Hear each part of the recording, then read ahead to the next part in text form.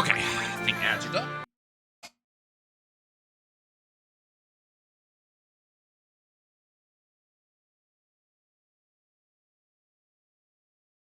Hopefully my brain is not running on reduced load or whatever we want to call last night.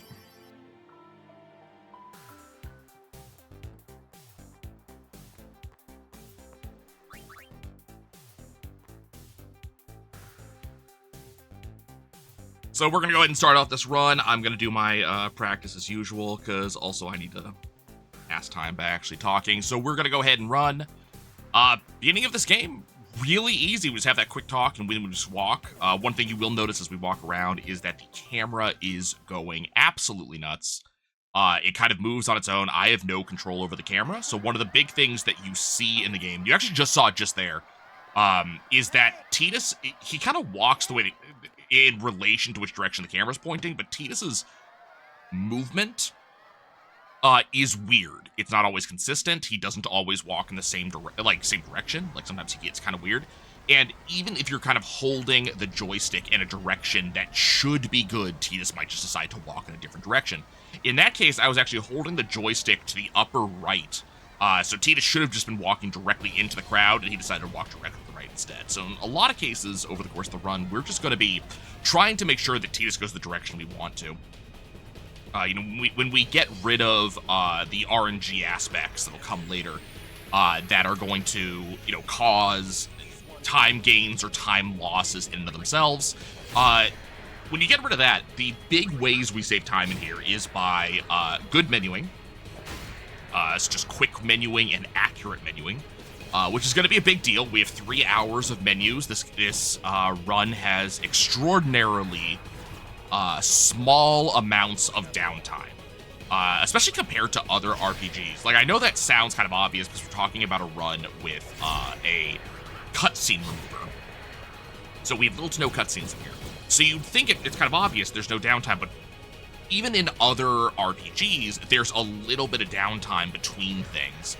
There might be not straight up RPGs, but there might be animations going on, stuff like that. There might be actual things that allow you to kind of calm down for a second and do something, and take your hand off the controller for a moment. 10 don't do that. So we're doing stuff non-stop over the course of the 3.5 hours of the run, and little menuing things, they do add up.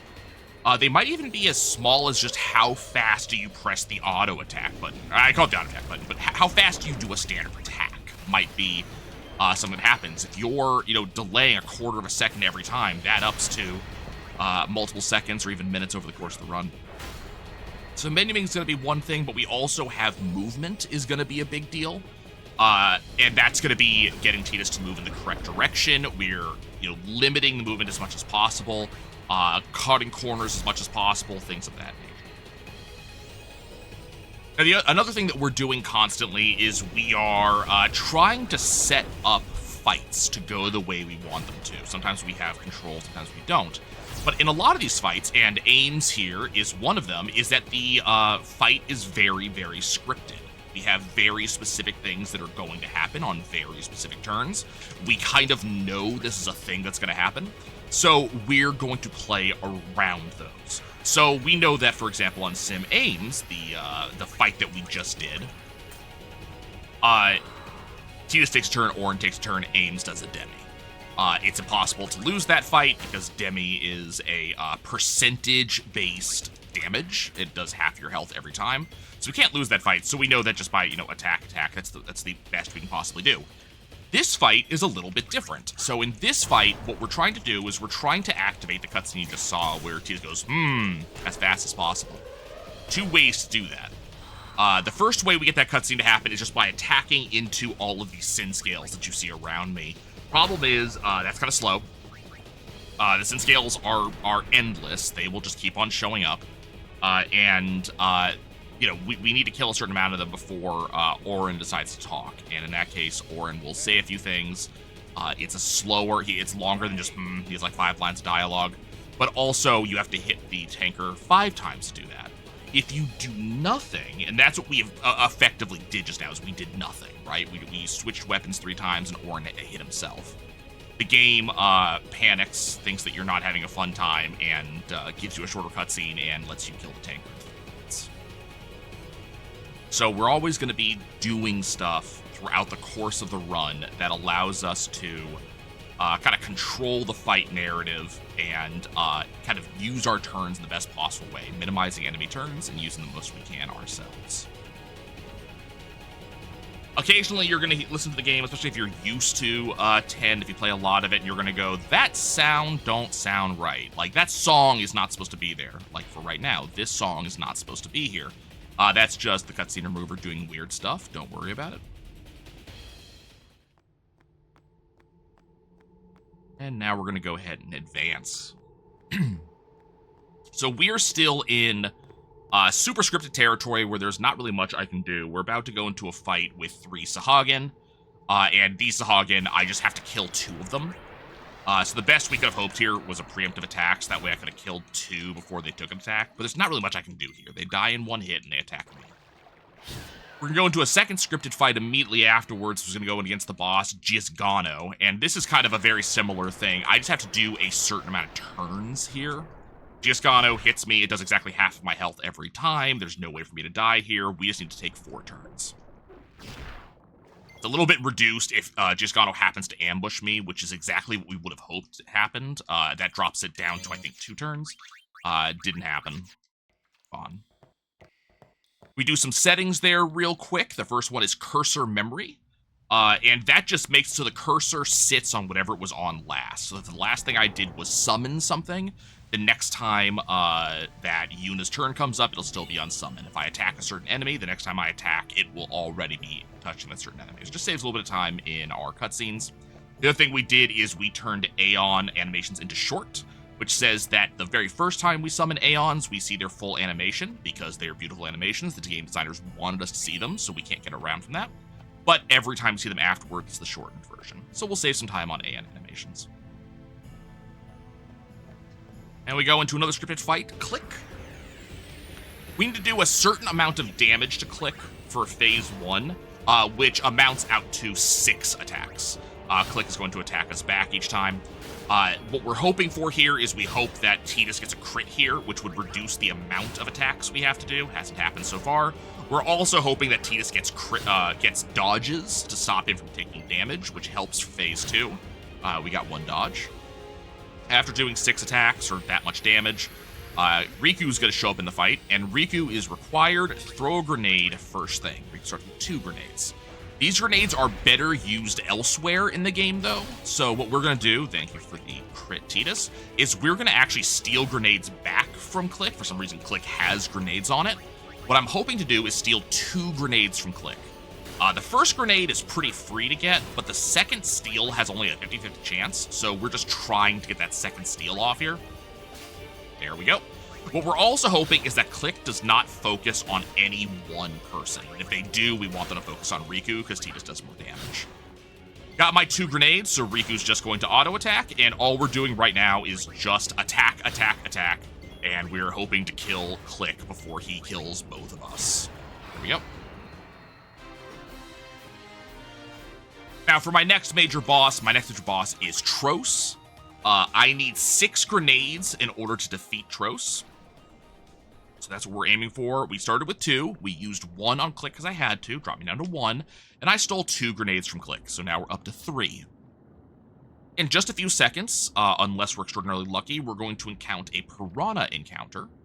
And we're going to steal from them, too. The Piranhas also happen to drop grenades. Here we go. So here's my Piranhas. I'm going to go ahead and steal. And what we're hoping for at this point is we're actually hoping to see a rare grenade drop, which would be 2 grenades instead of 1. That'll help me down the line in a few moments against the next encounter. Didn't happen, unfortunately. Now we're up to 5 grenades. We need 1 more. And it just so happens there's 1 more encounter coming up where I can get grenade drops. Those Piranhas can either be 1 group or 2 groups, and they will drop certain drops that I'm trying to keep track of, but that is kind of about it. Yes, my health is very low, but I'm not too worried about it because here's a save sphere. By touching the save sphere, full health for my entire party, full MP as well. So it looks scary, but not really. We have one more encounter coming up that we're going to be dealing with, and that's going to be getting our last grenade and killing 2 piranhas. So we'll be dealing with that, and then we'll be going directly into the Trost fight. Just after this fight with the piranhas, you're going to see exactly what I'm talking about when I talk about like the camera doing weird things and me just trying to make it work. The camera, after this fight, is going to flip on me. You'll see it happen.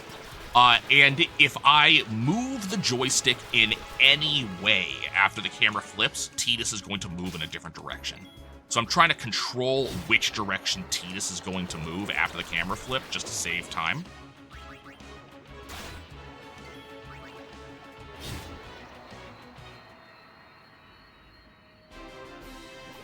The other thing I'm doing is I'm keeping track of what drops we get off of these enemies. Look, the camera's going to flip, and I just have to control Tidus to make sure that he keeps going in the same direction so I can activate the next scene. So we're watching drops, and the reason that we're watching drops is because there are a certain number of things that I need in order for the run to continue. You're going to see this in a little bit when we actually do level ups. We'll be seeing that in about 10 minutes. But level ups are kind of weird in the Final Fantasy X game. We don't have levels the same way you see them in most other JRPGs where, you know, gain 100 experience, you level up, and that just gives you stats. What we get instead is sphere levels. And on the sphere grid, every level allows us to move 1 node. And each node has its own stats that we're allowed to get off of it. In order to activate a node to get the stats or whatever it is that the node happens to give me, I need a sphere that corresponds to it. So in order to get a strength up, I need a power sphere. In order to get agility up, I need a speed sphere. And one of the things we're looking for is a certain amount of power in speed spheres. Good news is that a lot of these force encounters, like Trost here, give a certain amount of spheres by themselves. So Trost is going to at least give me 2 power spheres, which is great because I need power spheres. But I do need a certain amount of actual spheres after that point. So we are keeping track of the non-scripted sphere drops in order to get exactly what I need. So right now we need you need about 17 or so speed spheres, and then you need about 10 or so strength spheres on top of the predictable stuff. So there's my 2 power spheres from Drones. So we have gotten 2 speed spheres and 1 power sphere so far. So I'm kind of keeping track of that as we go. You'll see how that gets used, like I said, in about 10 minutes. Trost is just another scripted fight. So it was very specifically get attacks in with Tidus whenever I can and throw grenades with Riku. And what we're doing in a lot of these scripted fights is we're manipulating the CTB system, the conditional turn-based encounter. Every time your turn comes up, the system kind of keeps track of what your agility score is, plus, you know, some level of math, and is adding your current agility score to your previous agility score. And then it just kind of ranks everybody in the fight and goes, okay, who has the fastest agility score? They go next. And then, you know, after that. Every time you take a turn, it adds your agility score to your previous total, and then it reorders the turn, basically. So people who have high agility scores, you see them will go multiple times before people with low agility scores because of that. But it also keeps track of the actions that you are taking. So some actions are slower than others. We call that having more delay. So an action with high delay means you get less turns than normal. An action with low delay means you have more turns than normal. And you'll see us take advantage of this in a number of fights, and Trost was one of them. Tidus was just auto-attacking. It's kind of all he can do. And he goes at a, you know, set pace, and you can kind of compare it against turns Trost takes. But Riku was using the use command. And the use command has a lower delay than regular attacks or similar things. So what ended up happening is Riku started getting additional turns, which allows us to get 6 turns of use on Tros using grenades every time. Whereas if Riku just attacked, not only would it be less damage in the first place, because a regular Riku attack is only worth 60 damage, a grenade's worth about 350, but also Riku would have gotten actually less turns overall. You'll see us doing that in a lot of fights, where we're doing things to get extra turns or to kind of manipulate the turn order. Making our way through Lagoon, a place that has a lot of potential time loss. Thankfully, it wasn't too bad for us. And you kind of saw me manipulating, not manipulating a little bit, but reacting a little bit to what the game gave me. The first Piranha fight had 3 encounters, 3 enemies. And so I decided to take that encounter and fight that encounter. The second encounter had 4 enemies. I decided to run from that. A lot of Final Fantasy X is based off of just reacting to what the game gives you and then going from there. Sometimes, you will decide running is not worth it because you can fail to run. So maybe it's not a worth it thing to try to run in that case. If it was a 2 Piranha fight instead of a 4 Piranha fight, I probably just would have fought that. Not only, is there a time consideration, but I could have gotten some extra spheres off of that. So you're doing a little bit of that in Final Fantasy. There is a lot of scripted stuff, and we're doing things in a certain order, and it, kind of works in a specific way. But there is a lot of cases where it's like, okay, this showed up. What do? I have this many spheres, and I'm this far along, and, what am I going to do about it? Maybe. So the next game design feature we get into is the Puzzle Church. We're in the Sade Temple right now. And the thing about the puzzle churches is that they're always the same. They're the exact same every single time. So what we're looking for here is just the fastest possible route through. Now, we know what the fastest possible route through is, thankfully. So again, that's going to stay the exact same every time. It's always going to be walk up to that first wall, come up over here and touch the glyph wall, go down the stairs, talk to the sphere. We're always doing the same thing. But in some cases where responding to how the camera is going to move, we're, cutting corners as tightly as possible, things like that.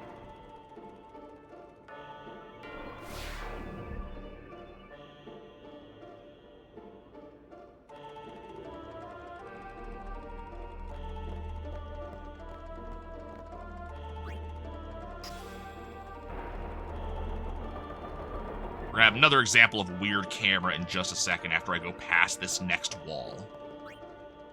This one right here. Camera's gonna do a weird flip around, and if you're not holding a good angle, Tidus is just gonna go all over the place, and you're gonna have to deal with that. And we deal with that in 2 ways. One of the ways we deal with the camera flipping around is you just hold a specific angle. In this case, it's just holding right, so it's not that, tight of an angle or that special of an angle. But you hold a specific angle on your control stick, and you just hold it, and Tidus walks just in a way.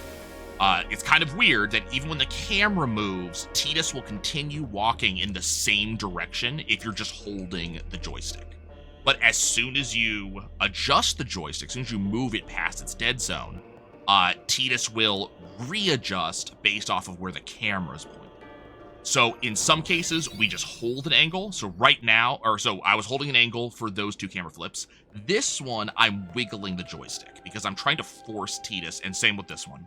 I'm trying to force Tidus to readjust based off of the angle of the camera to get him to go the direction I want him to. Stay away from the summoner. You're a bad man.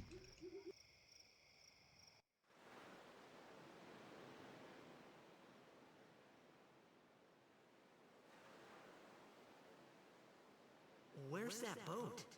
The big thing that CSR does for us, the CSR stands for Cutscene Remover. It's an absolutely fantastic program that makes this run a lot more doable than it would otherwise be. Final Fantasy X has a lot of cutscenes. Unfortunately, most of the cutscenes are things that we can't skip. So, in normal gameplay, especially if you're playing on, like, a console. But we can't skip a lot of these things. So what the Cutscene Remover does, hey, Crystal Crown, thank you so much for the good luck. I'm gonna need it. So what the cutscene remover does is it just flats remove those cutscenes and places Tidus where he needs to be, which sounds pretty obvious, right? But the big important thing to note about this is that without the cutscene remover, when we're talking about people doing normal 80% runs of Final Fantasy X, we are talking a 9-hour run or more, 9 to 10 hours, depending on what your skill level is, things like that. Whereas with cutscene remover, we're down to like 3 to 3.5. So it's significantly easier to run. It means a lot less time out of your day. We're talking about, it's a little bit more of a bite-sized piece, really. There is a 5-minute break built into the run that we'll be seeing as soon as we get to the Thunder Plains. So it makes it a lot easier to do. We can do these on, work nights, for example. Whereas a 9-hour run, you're not really doing that after work. That's a weekend commitment. So CSR is doing that. You'll see some weird things happen because of CSR. There are some weird glitches that can happen. We talked about the music glitch earlier, where music just isn't quite what it's supposed to be. Sometimes Tidus is not facing in the right direction. There's some of those things. But what CSR does specifically do is if there is actual gameplay, like you saw with me having to move in the boat dream, if there's actual gameplay, it does make us do it. In the Kimahri fight here, we are trying to do an average amount of damage over the course of about 7 attacks, so I'm keeping track of what my average hit is compared to 25. So we're at about +6 damage here, now about a +11 damage. And the question is, if my damage is too low, I have to heal Tidus, because Kimahri is hitting me the entire time. It is possible for Kimahri to take me out. If my damage is too low, I'll have to heal. If my damage is high enough, like it was, or if I get a crit at any point, I'm guaranteed to defeat Kimahri, so I don't lose time to having to heal. So once again, scripted, but we're paying attention to what's actually going on, and we're using what's going on and making our strategy based on it. Another thing that we're going to be doing a lot over the course of the run is we're going to be prepping for the next fight. You see this a lot, actually, and this does seem like kind of basic, right? We're prepping for the next fight, but we're doing a lot of stuff to prep for the next fight. We may be changing our party, our party up. We may be specifically leveling up, or in this case, we're getting an overdrive. So what I'm going to do is I'm going to summon Valfor. Now you're seeing we have this entire cutscene. Remember, it's going to be shorter next time I summon Valfor. But we're going to summon Valfor here, and then I'm going to just use Thunder 6 times against Garuda. And you may be going, okay, so why am I doing that? It's a guaranteed hit. Thunder can't miss, whereas a regular attack can. But also, it gets me a certain amount of overdrive in combination with when Garuda attacks back. And I'm making sure I have overdrive for my next major fight. So the thing that we're doing right now is actually building up for a fight we're going to have in 6 minutes. And we're going to be doing a lot of that. Now, if I'm building up overdrive right now, you might be asking yourself, okay, overdrives are very powerful, and you're going to see that. Overdrives are very powerful. Why am I not overdriving more throughout this run? Because there's going to be a lot of times where I have an overdrive, and we're just not going to use that overdrive for any reason. We are never going to use a Waka overdrive. We are never going to use a Lulu overdrive. We're never going to use a Yuna overdrive. So, and the question is why? And it has to do with the delay that we talked about earlier. Overdrives are extremely high delay actions, and you're going to definitely see this in a few minutes when we get to the Sen Achilles fight, and I use my first overdrive there. But overdrives are high delay actions, and what I mean by that is when I use an overdrive, I lose my next couple of turns, and my opponent, the boss or the enemy or whatever it is I am currently dealing with, gets multiple free turns on me.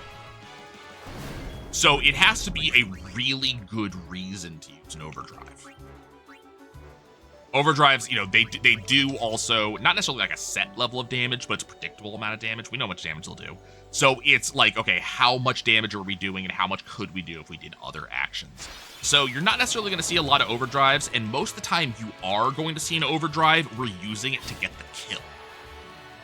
So we don't lose turns that way. Now, okay, so if we do you know, a certain amount of damage by regular attacking or by casting magic, or the case like that is, and we don't lose turns that way, why do we care about overdrives? And that's something that you're going to see coming up on this next boss, which is coming up soon, actually. But let's talk about it now. It's something called overkilling. When you get an overkill, it's saying that you did a excessive amount of damage. I believe it's compared to the enemy's total health. So not current health, but their maximum health. You dealt a excessive level of damage to them when killing them.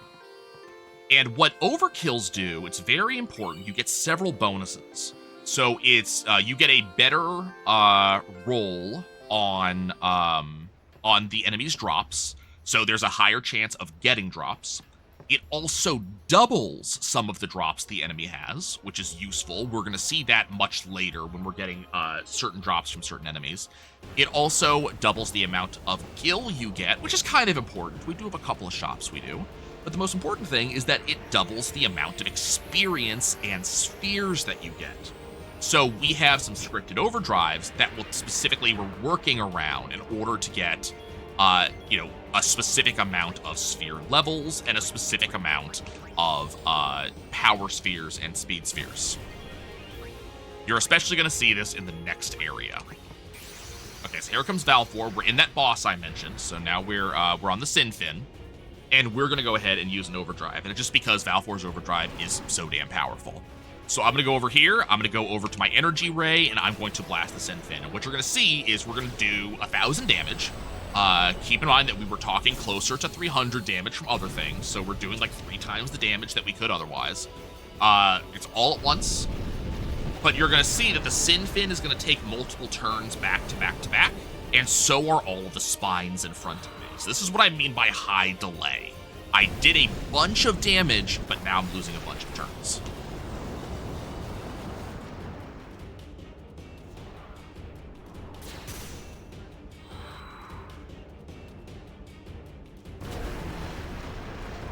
Now, I have said that a lot of these fights are fairly scripted, and what I mean by that is they follow a specific script. I'm about to get my turn, and I know I'm about to get my turn.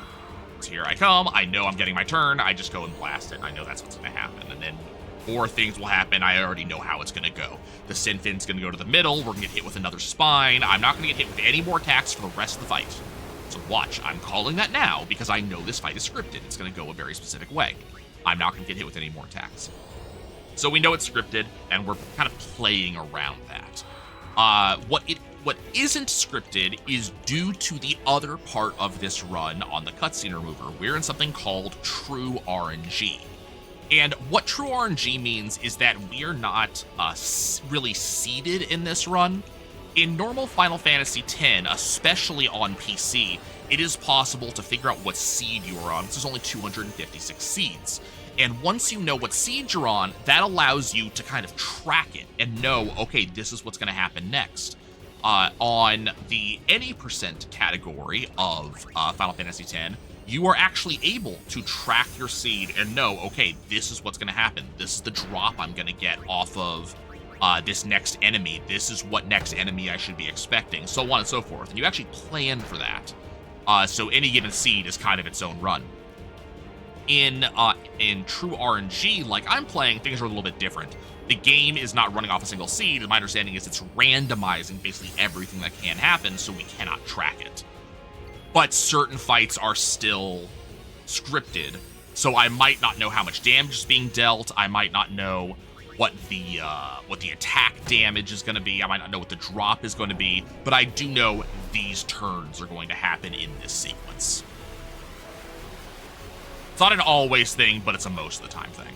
So in this fight, for example, I knew I was going to do 4 cheers into Blender. Now I know I have 2 fights off of Tidus, 2 attacks off of Tidus, 2 attacks off of Waka, and then Tidus is going to overdrive.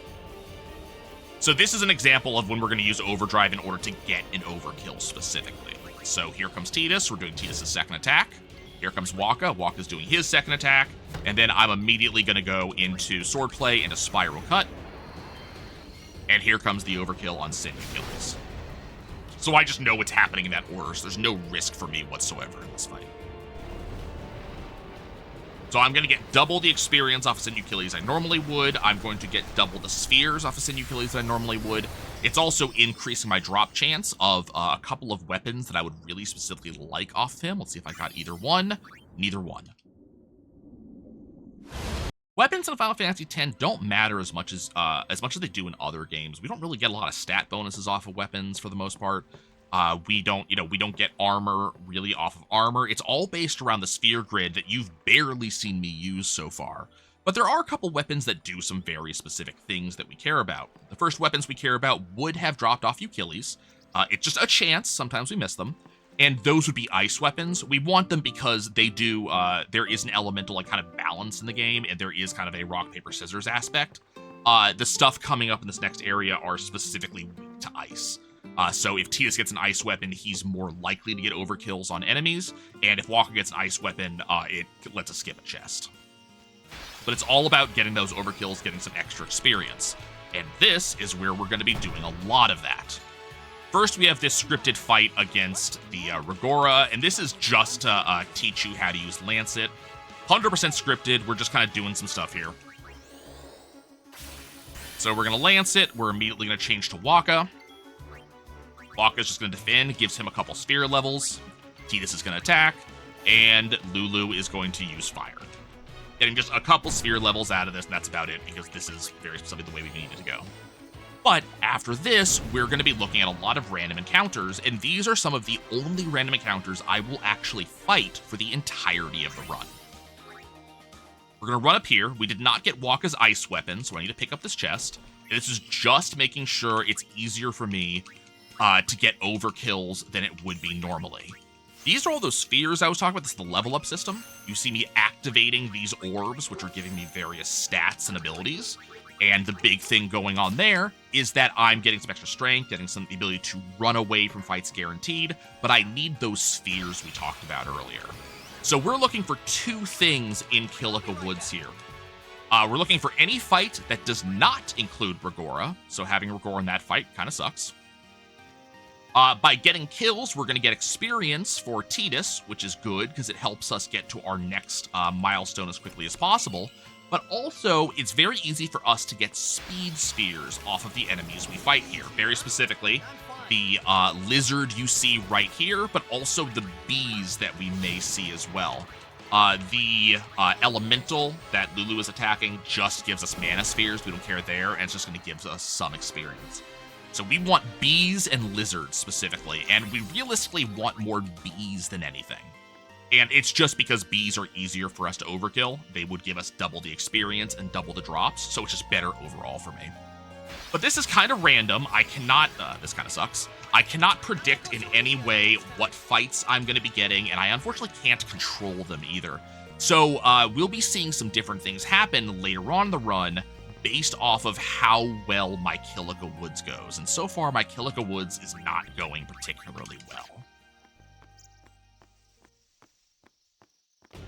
Okay, boss fight here, and we're seeing a lot of the same stuff that we saw earlier on. So we're, again, scripted fight, works exactly the way I want it to. I'm doing very specific actions each time. There is a small bit of RNG that can happen there, where for some reason Yuna goes before Tidus. The problem is when Yuna summons a summon, we're not letting go of that summon for any reason. Like, that summon is sticking around and doing stuff. And that is kind of a problem, right? Because if that summon's around, my characters are not doing anything.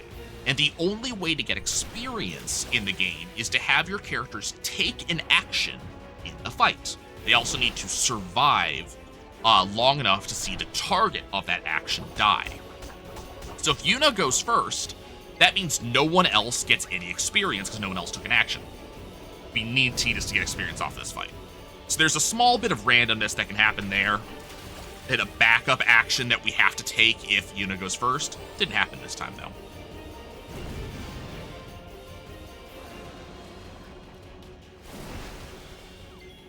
So this is looking a little bit scary. Our health is down in the yellow, but like I said, we know exactly what's going to happen here. He's about to staccato me, and then I'm going to go and do another overdrive, and that overdrive is going to take him out. There are scary fights in this game. This is not one.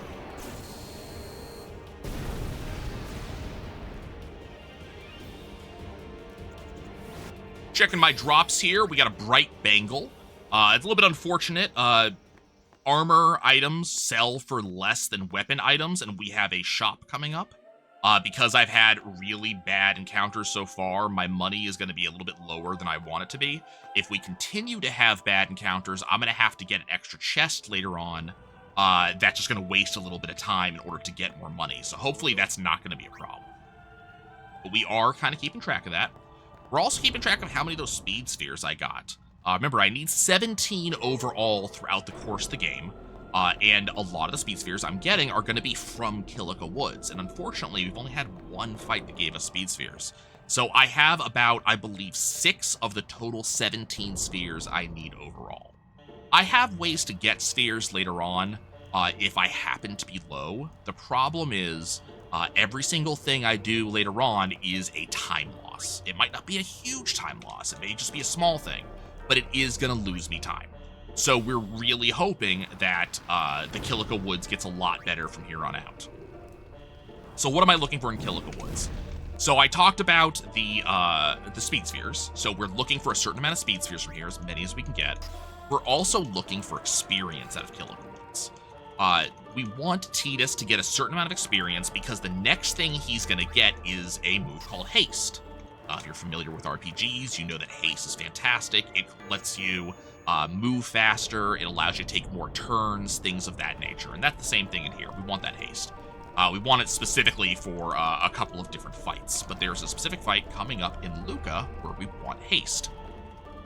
And there are 3 back-to-back fights that we could have haste for. And depending on how well Kilika Woods goes, we'll decide which of those 3 fights that I have haste for. Ideally, I have haste for all 3, what I personally call early haste. But you could get haste after the first fights, which I call Machina haste, because you have it for the big Machina fight. We might not get it for the big Machina fight. We might only get it for the Oblitzerator fight, so that's Oblitzerator haste. And if we're really unlucky, we don't even get it for Oblitzerator, we get it after Oblitzerator. We are pretty much always guaranteed to have haste after Oblitzerator, but every single one of those fights that I do not have haste for is wasted time. We are losing time in those cases. And it does add up, unfortunately. Like, you can lose a fair amount of time by not having haste. So we're going to hope for a better Kilika Woods going out than we had coming in. At the moment, we're not going to get early haste. It's just not going to happen. I just don't have... We just haven't had the encounters. We have about 3 encounters on the way out.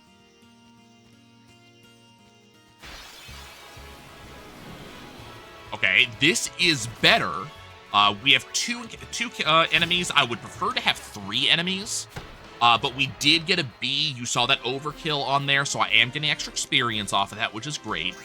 Tidus does have the ability to get an overkill on the lizards, but it's only when he crits.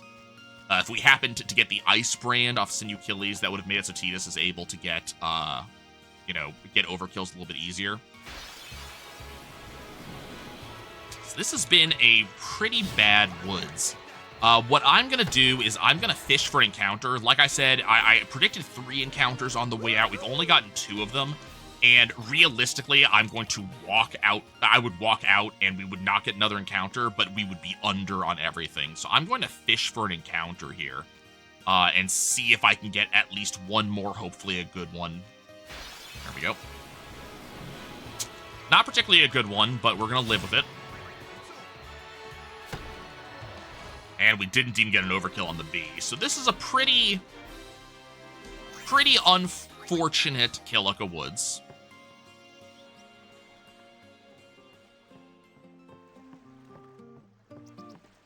Now, if you look at if you look at my splits or something like that, you're going to see that I save time on Kilika Woods. And, part of the speedrunner mentality, especially as a person who, watches speedruns but isn't actively doing the run in question, it's going to be like, hey, you save time. That's great, right? And the answer is, well, kind of. I did save time, but the problem is we're going to lose that time later on because I'm going to have to, do something to make up for the time that we saved. Kilika Woods, like, we're really sitting here and we're accepting the time loss in Kilika Woods because it's saving time later. And unfortunately, we didn't lose time in Kilika Woods, so we have to lose it later anyways.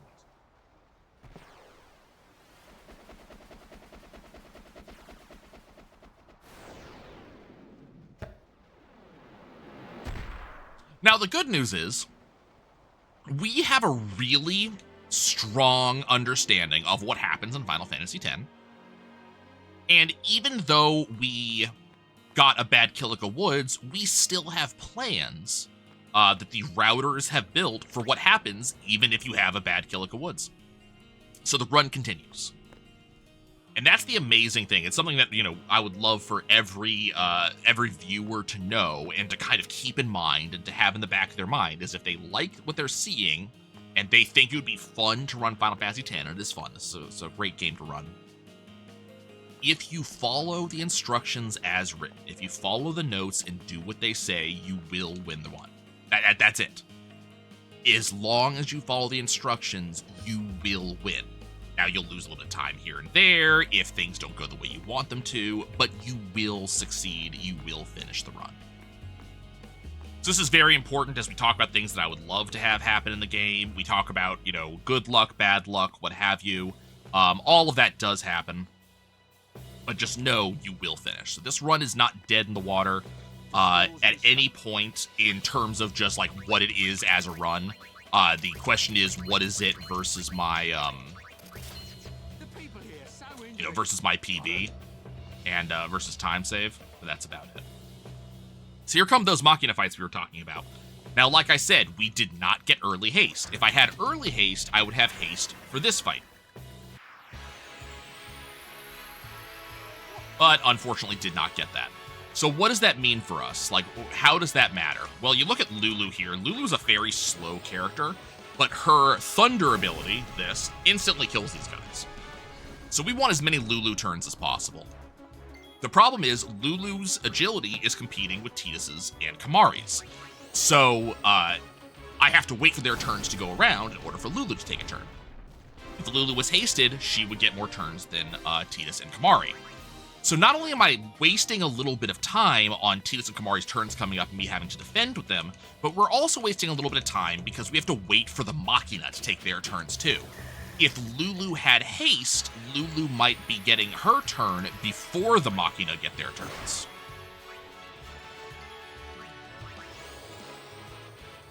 So we lose a little bit of time there. So even though we save time in Kilika Woods because we had less encounters there and everything like that, we're still losing time because Machina are getting multiple turns that they would not otherwise get.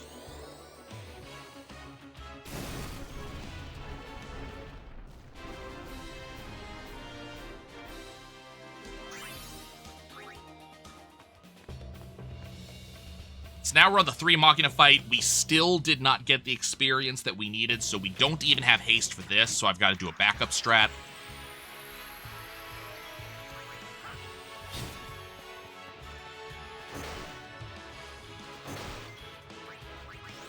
That was wrong. We're still getting what we want out of the fight. We're still gonna beat the fight. There's no risk there. This was wrong.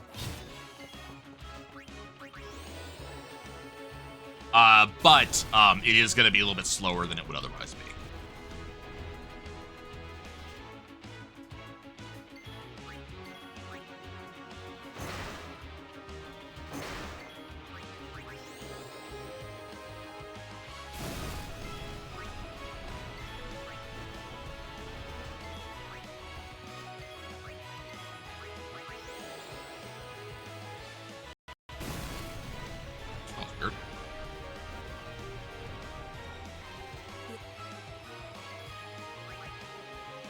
Looking for a crit here from one of the boys. Got a crit. Cool.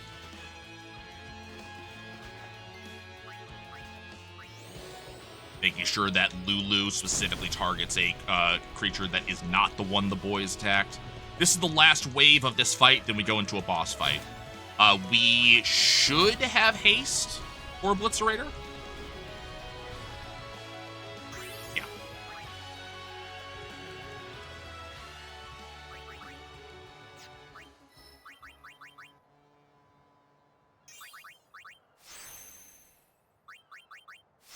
And we're just getting specific things here. We're getting power, so that way Tidus hits harder. We're getting haste, so that Tidus can speed people up. And then we're also getting some mana to make it so Tidus can haste more people between heals. Now, this is a weird fight. This is where the game is trying to introduce us to the concept of, like, battles with other things going on. This is, you know, things in the environment that allow us to interact. You know, ways to interact with your opponent, things like that.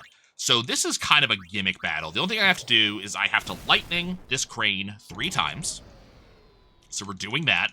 Tidus uses that, and then a bunch of damage is done to the Oblitzerator right here once we do all 3 of those. So that's all we're doing here. It's a pretty easy fight. We had haste for it, which is nice, so we're just getting more Lulu turns between anything. This is going to use the crane. And this does percentage-based damage, so it's not good. That's the reason why we're not attacking the Oblitzerator beforehand. This is just doing percentage-based damage. We're also scripting it for a reason. There is a drop effect that happens when it comes to like drops from enemies. The person who got the final hit on it has a higher chance of getting a drop off of it. So we're specifically making it so Tidus gets the last hit right here to have a higher chance of getting a Tidus weapon drop, which we did get, Lightning Steel. Fantastic. We're going to go ahead and equip that right now, so that way we have that for a future fight, and then we're going to go into one of the biggest RNG segments of the game, Blitzball. So for those who are unaware, Blitzball, it's basically underwater soccer. Lots of RNG. Our team is not good. The enemy team is very good, and also the game cheats on behalf of the enemy team. We very much need to win this Blitzball match. So I'm doing everything I can to make sure that happens. That was the kickoff, and of course, because the game is going to cheat on behalf of my opponents, it gives the ball to my opponents. The good news is I have ways to deal with that. On defense, like my team is, I have no control over my teammates. I can't do anything with them. We're just watching right now. I did a little bit of control just now just to tell the team where to go. That's about it. Now, we're in a bad way right now. We got Bixen, who ran straight on in, and he is one of the enemy, heavy hitters. He's going to shoot. We're hoping for some blocks here. So that way he does not get a goal here. Please, Kipa catches the ball. We want Kipa to pass to Jasu. Pass to Letty. Okay, that's not bad. But we want Letty to be away from Bixen. It's not going to happen. Bixen is just going to be a problem. Thankfully, Bixen's tackle is not particularly good, so Letty's going to get rid of the ball. We're going to throw it to Tidus, and the reason we throw it to Tidus is not because we're going to score right now. We throw it to Tidus specifically because we need Tidus to take an action. In Blitzball, characters can level up. They gain experience for every action they take, so Tidus throwing the ball just now was an action. And Tidus, when you start the game, is exactly one action from leveling up. When Tidus goes to level 3, which he will now because he's taken his one action, he gets a special move called Sphere Shot, which makes his goal shooting significantly more powerful. So we had Tidus take an action, so he has Sphere Shot. Problem is, he doesn't get that until the half passes.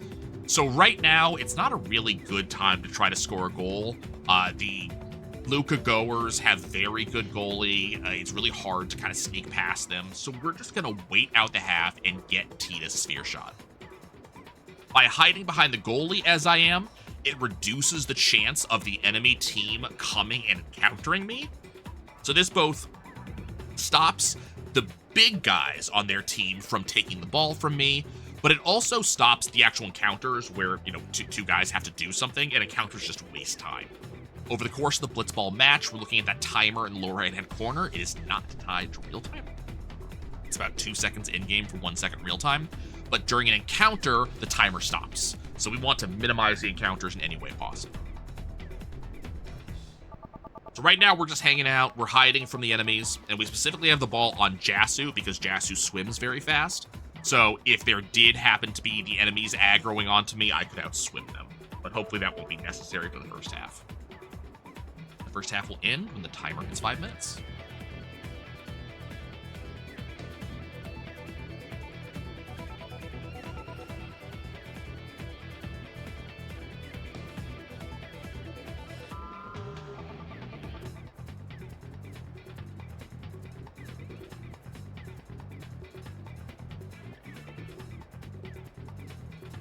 Fantastic. Timer's hit 5 minutes. The first half is over. We're just going to speed through these menus real quick. We're going to see that Tidus levels up.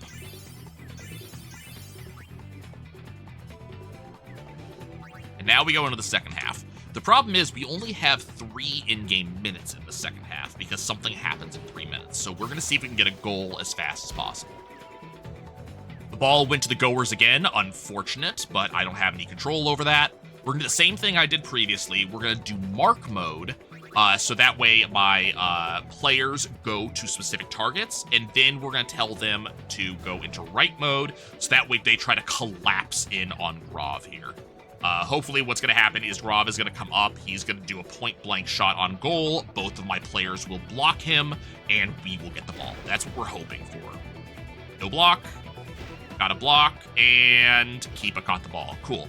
So we want a... We specifically did not want him to get the ball. Hey, Nutwalker, thank you for the luck. I appreciate it. It's already not going well. Okay, Tidus got the ball. Now we're going to pass again to Josu because I need Josu to be the one with the ball. And what we're going to really hope for is we're going to hope that, yes, okay, so you see the player I have. If you look in the lower right-hand corner on the map, you can see who's on me. Avis is exactly who I want to be on me because he cannot tackle down Josu and get the ball back. So now we're going to advance to a certain place on the map, which is where I am, and this forces both my team and the enemy team to advance to a certain point on the map, and they're just going to hang out there. And I'm just wasting time at the moment. I just want to make sure that nothing happens, because we're trying to control the ball as long as possible to give the goers the least amount of time to shoot on goal. Once timer hits 220, I'm going to try to manipulate the game to make sure that I can shoot and they lose time. Here's 220. I'm going to run up to this enemy right here. This is Balgerda. I'm going to grab her attention, and then I'm going to pull her away from the goal. And we're going to pass to Tidus. Unfortunately, Tidus happens to be sitting directly underneath Grav for reasons I don't understand, but we're going to give him the ball. And then Tidus is just going to immediately shoot, and we're going to hope for the best.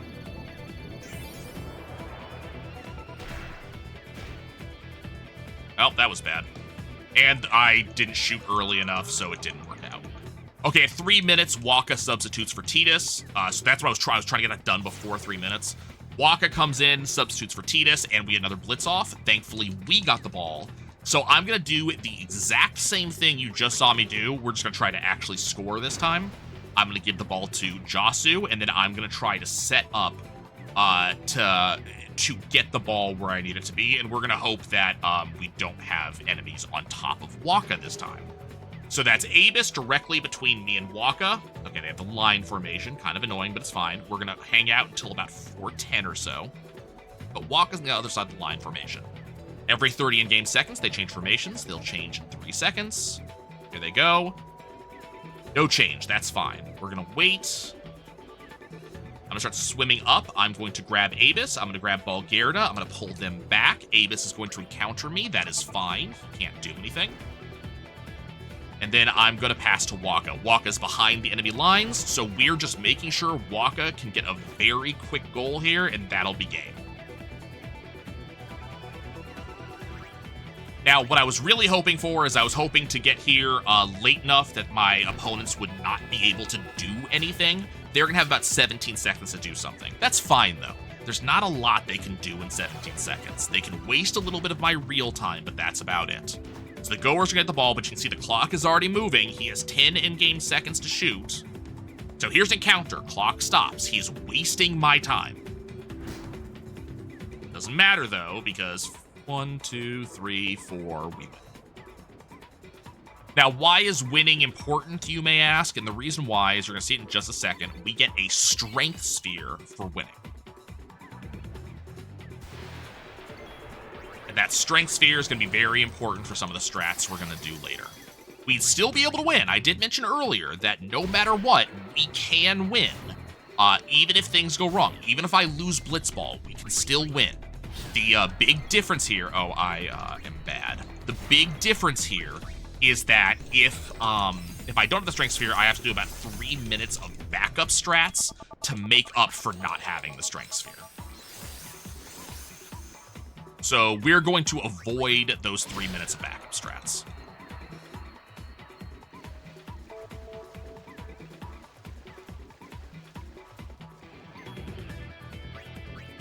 Now, the goers did waste a good amount of time, so unfortunately I did not waste as much time as I could have otherwise.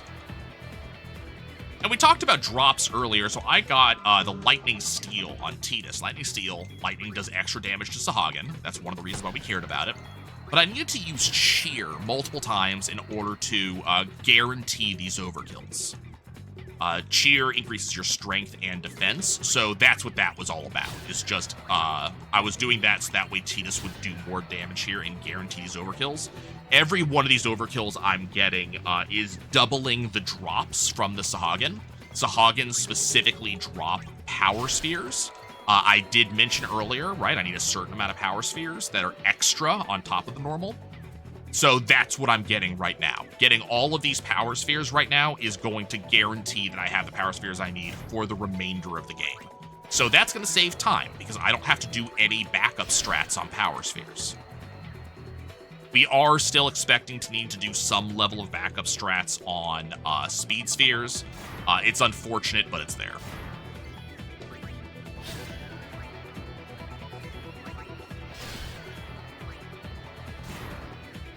Wakka is a pretty low damage character in this fight. He doesn't one-shot usually unless he gets crits. So that's the reason why we're just not letting Wakka take turns. Tidus is taking turns to get the kills there.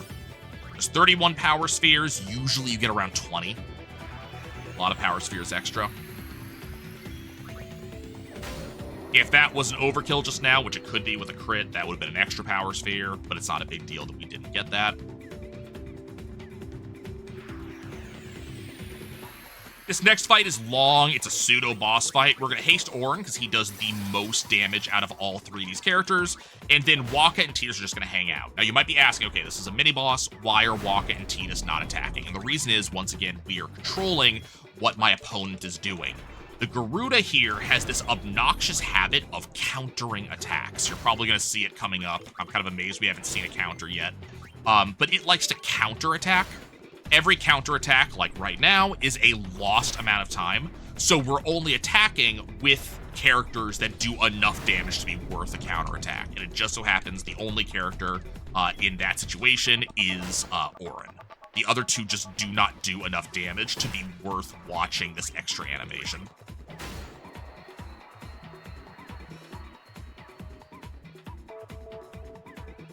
All right.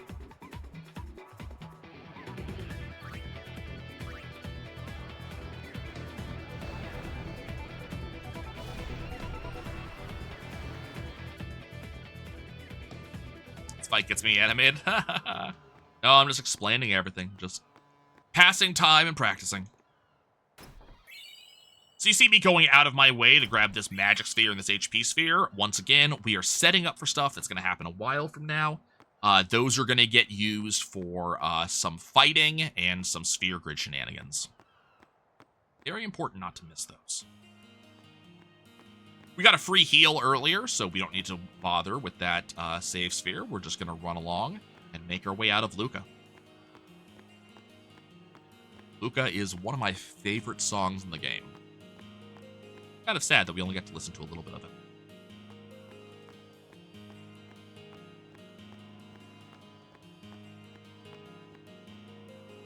We are skipping animations, so we're skipping cutscenes, so no laughing cutscene. Bad day. That's where it would have been. That's where my laughing cutscene would have been if I had one. Okay, welcome to hell. So we are in our second location that has random encounters. So up until Kilika, all encounters were scripted that we actually got. Well, Lagoon wasn't scripted, but it was still still pretty scripted. We got 2 out of 3 encounters we kind of expect to get. Mihin High Road, this is where encounters get entirely random. This is where we're going to see ambushes that are going to cause problems. Like, there's a lot of things that are going to happen here. So we're going to hope for good luck, but that's all we can really do. We can hope. The good news is we have a new ability on Tidus. I mentioned it earlier, I believe. We haven't seen it in action. That ability is called Flee. You saw in a earlier fight against a Garuda where I had to manually run away from the Garuda, 1 character at a time, and every character has a set chance of failing that runaway. And as you can imagine, man, that loses time. Good news is Tidus very early on gets the ability Flee. Flee is a party-wide ability. Everybody escapes 100% of the time. So as long as Tidus gets a turn, you get to run. And so one of the things we're going to be doing over the course of this game is we're going to be giving Tidus enough agility to be very high up on the turn order, so that way we can run as quickly as possible.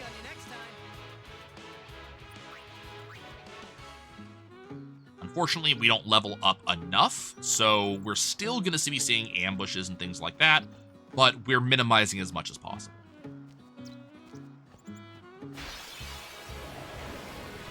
In case you're curious, no, there are no encounters on Mihin High Road that are worth taking. We are not going to fight any of this. We are just going to run.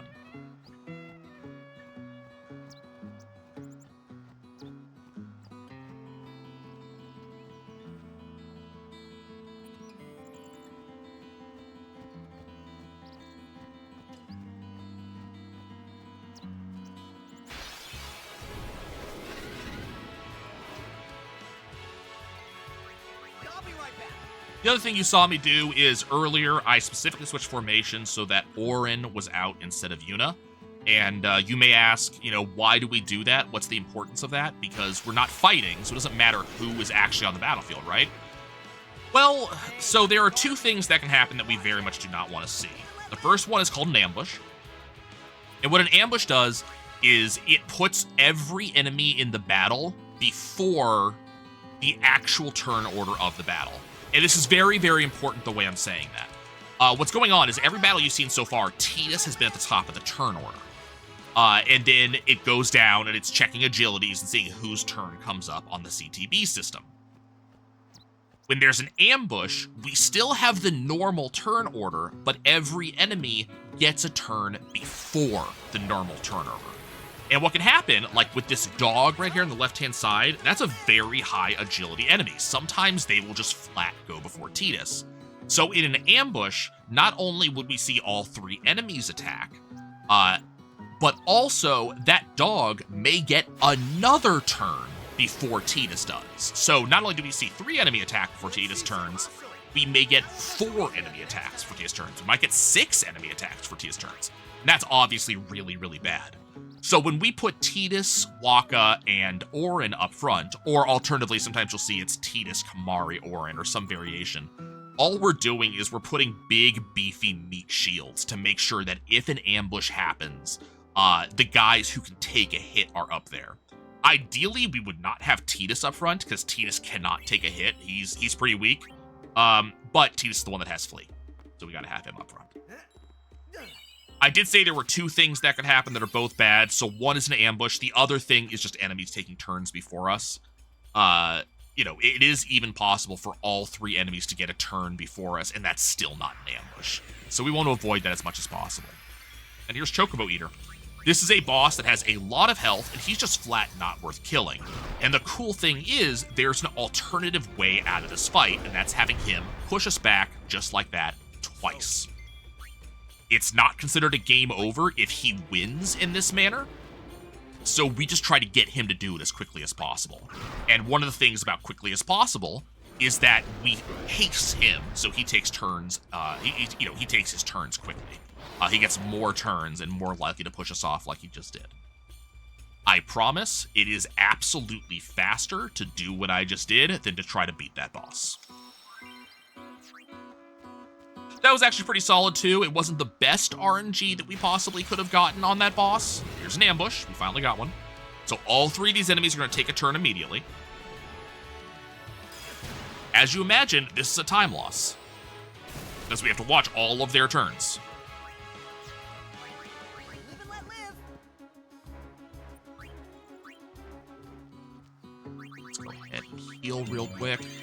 Nope, just in case another ambush happens. And we... Hey, Kit Kat. Hey, Mittens. So this is not an ambush, by the way. But all three of them got their turns before I did. So that was not an ambush.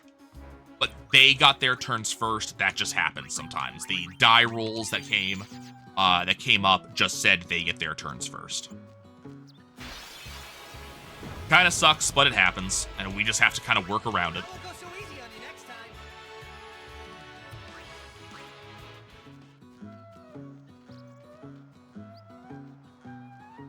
Okay, so we're coming up to one of the glitches in this run that is allowed in any percent.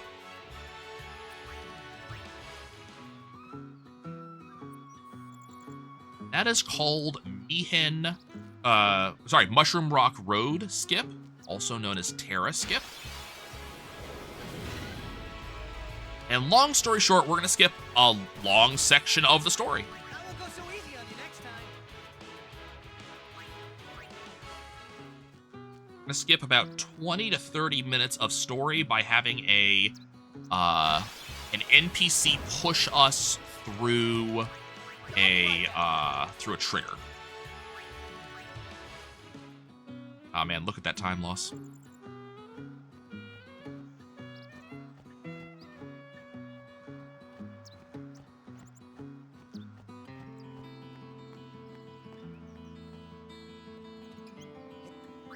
Thank you. Okay, so how does Terra Skip actually work? So what's going to happen is I'm going to come up to this next road. And what you might be able to see is there is a archway of rock, the upper right, and Clasco's standing in front of it. Right now, Clasco's not going to allow us to go through, so we're going to take a left turn up here and move on to the next screen and allow the story to progress.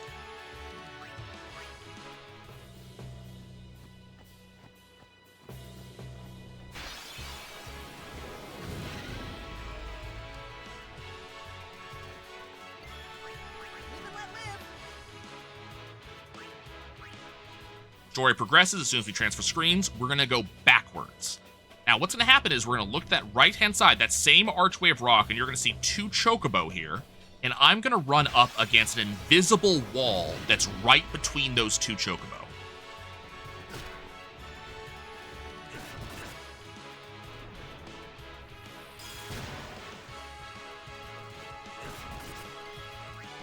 After I heal, of course.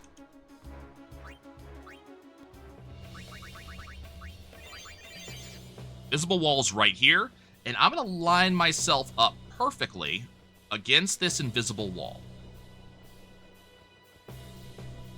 And what we're looking for is there's a guy who's going to be running from the left side of the screen forwards, and I'm lining up in just such a way that he will push me through this invisible wall. Every time I talk to him, Tidus kind of tries to recenter himself a little bit, so it's just making it so we're more likely to be pushed. And unfortunately, he pushed me into the right soft lock. Of course he did.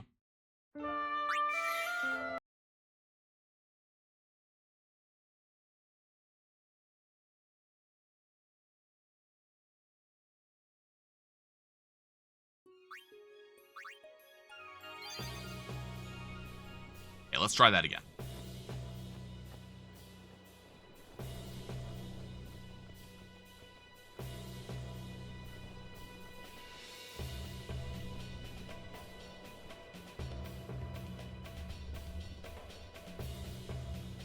Waiting for this guy to come run up. I talk to him.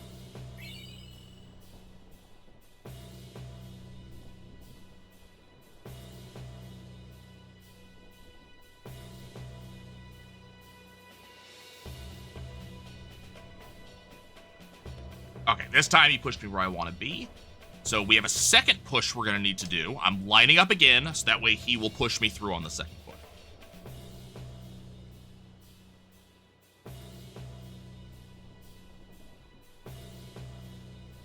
kind of a long loop for him. He has to go all the way to the back, come all the way forwards, things like that. So we just got to kind of wait for him. So we lose a little bit of time every time we fail this. And unfortunately, the box that we are standing in, this kind of invisible hitbox that we are currently in the middle of, has multiple sections on it that he can push us into. Some of them are good, some of them are bad. He pushed me into the right box, which unfortunately does not allow me to realign in front of him. That's why I had to reset.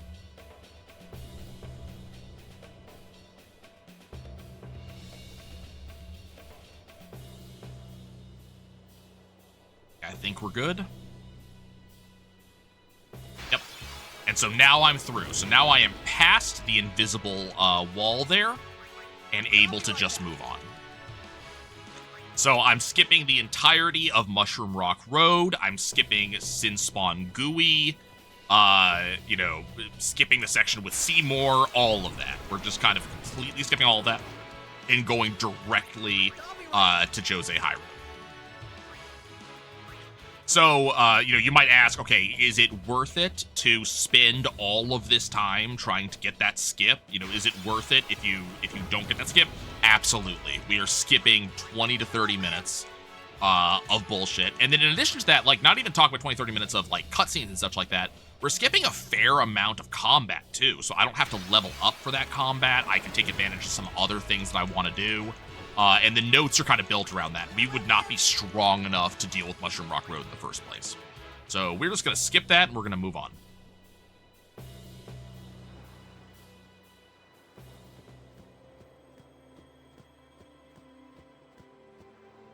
Good news also is that, you know, yes, you lose time if you miss it, but you're still saving a bunch of time. So I'm still going to save, you know, 30 or 40 seconds off my PB, even though I didn't do all that. So we're going to move along Jose High Road. There's a couple things we're looking for here.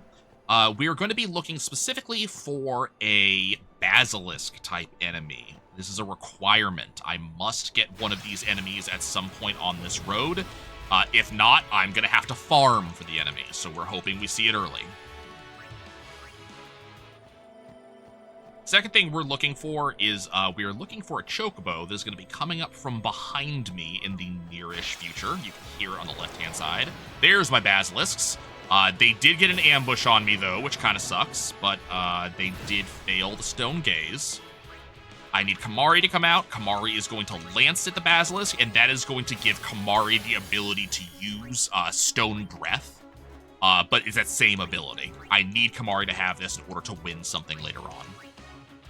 So to my left, you can hear the chocobo is running up behind me. I want to get in front of it, so that's why you're seeing me not necessarily be on the right wall. And if I do this right, that chocobo is going to push me, and just gives me a little bit of a speed boost. Did not get a good one, unfortunately. I was not directly in front of it. Only saves a couple of seconds, but it would have been nice to have.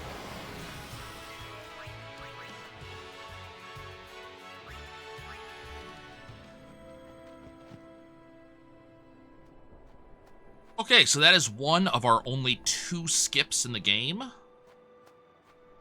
Looking pretty okay now.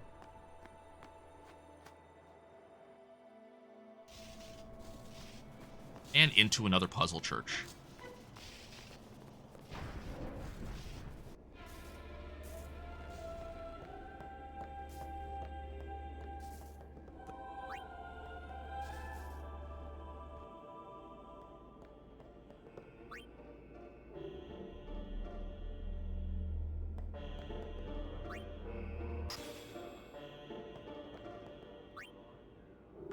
You're not wrong.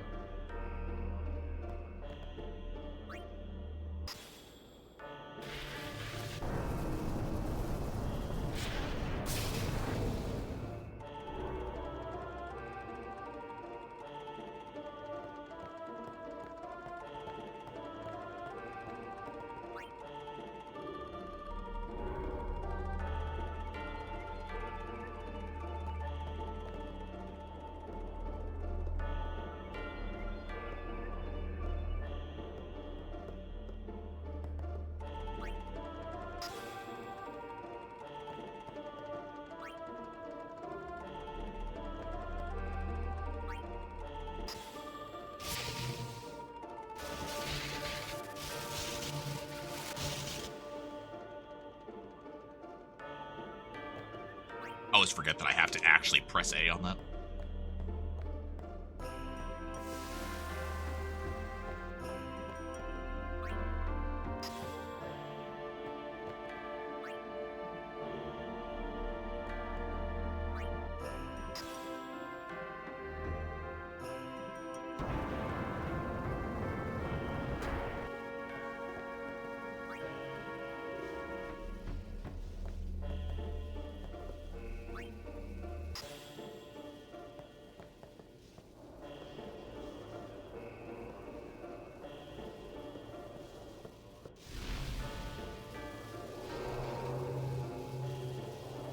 Actually entirely sure how you're supposed to come up with that answer on your own.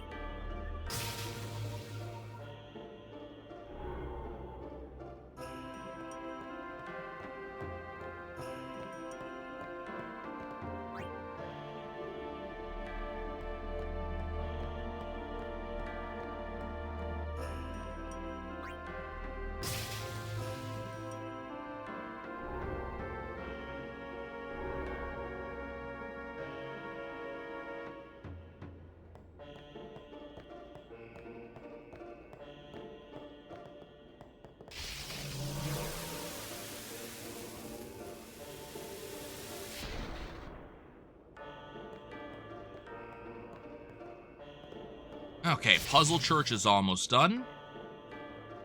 Like I said in Besaid, these churches are basically always the same, so the real question is, can you minimize the amount of times that you're touching things? Can you move in a good manner? As a general statement, I did pretty okay here. I just accidentally re-engaged on one of those spots because I was looking for a message that didn't happen.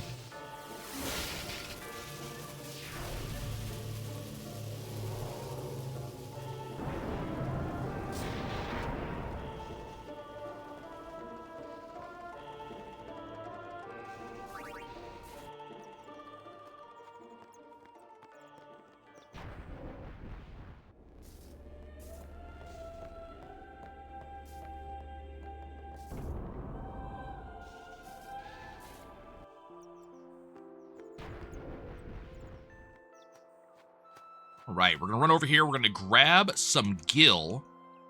We only have 2 shops in this game, which is kind of fun. But the next shop, I do need a fair amount of gil to do what I need to do in it. So we're going to grab that 4,000 gil right there. You saw me grab a spear from an NPC earlier that was also specifically for gil purposes. Now we're going to run up the Moonflow Road. We have 1 chest on this road we have to pick up, and we're just gonna hope that Moonflow Road is nice to us. This is where some of the encounters can get somewhat obnoxious, and this encounter is actually one of them. So anytime we see a dog, and when I say dog, there are a couple of like archetypes of enemies in this game. So the dog type archetype is what you saw just now, where it's like a small dingo or something like that. There's also a lizard that has kind of the same general profile. It's a 4-legger that's close to the ground. Those are fast, so sometimes they'll go before we will. Bees, like you just saw, those little wasp things with the Ochu, they also like to go before us. So we're hoping we see as few dogs and bees as possible for the next 45 minutes or so. Because everyone we see is basically going to go before us, and that is just a flat time loss. I'll be right back. So we are hoping that Moonflow Road here is going to play nice with us. I am trying to minimize the amount of time I stay on the road, but I do have to make one small shortcut right now. Going, not even a shortcut, this is a long cut, really. We're lengthening the amount of time. There's a small turn off I have to do here because we need these level 1 key spheres in this chest. There are level 1 key spheres earlier on the road that I could have also gone for. They're just slightly slower, so I just use that one. There's that dog going first. Alco, we need to pop into, yeah. So those dogs are annoying because they also have additional effects on their attacks. Sometimes it's like additional effects sleep, additional effects silence, things like that. And they love to go after Tidus. There's on those dogs, there's like in their scripted AI, they have a 50% chance to go after the player character with the least amount of health. That's practically always Tidus. So they love to go after him, and they love to put Tidus to sleep and stuff like that. So we don't like those very much. About to go into another boss fight, and we need to check, and this is one of the only times that Waka is being part of a boss fight, and we're going to see if we can potentially set Waka up for this. So I'm checking the sphere grid. Waka only has 6 sphere levels, so unfortunately he will not be taking advantage of anything. We do not have a Thunderball for Waka, so most of the menu that I was just supposed to do is just not going to happen. We're going to heal Tidus, and we're taking off the Thunder Weapon, because I need Stunning Steel. This is the weapon we bought back in Luca during that shop. Stunning Steel has additional effect slow, but it's a not amazingly high chance of that slow hitting. So we're going to try to have Tidus slow the extractor here, and Tidus is going to hit it as many times as possible in order to slow it. Tidus is holding on to the slow weapon until the extractor slows or until it's dead. If we can slow it, then we'll switch over to the lightning steel because the extractor is weak to lightning. So first we're going to haste Tidus so Tidus gets as many turns as possible. Waka is not holding the right weapon. I need to fix that.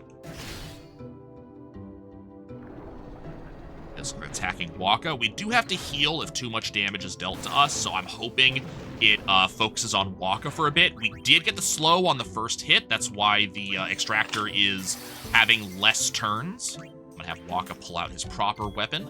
Tidus hasted Waka, so Waka gets more turns. Tidus is now going to cheer, increasing our damage. We're only going to cheer once because we have that lightning steel. Otherwise, we would cheer 4 times. That lightning steel is going to save us some time there. Tidus is now going to switch over to the lightning steel.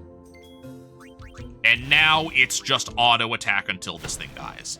And one of the things we're trying to avoid is this attack right here. So the extractor is going to lift up in the water, and if it gets another turn before I do 500 damage, it's going to do this really high damaging move called depth charges. We want to avoid that as much as possible. And that's one of the reasons we're seeking to slow it and speed us up. So we have enough attacks. We have enough attacks to cause it to come back down, that 500 damage. But also, it does a fair amount of damage to our guys. If our guys take too much damage, we have to heal. So we want as many turns as possible so that way we can kill it before it has multiple turns. So it did attack Tidus. I do want to see what the turn order looks like. Looks like, if I'm reading this right, it's not going to get another turn to attack Tidus before it's dead. So we're just going to straight auto attack it until it's dead. I'm not going to heal Tidus, and it's gone. Okay. Good fight. And a harpoon!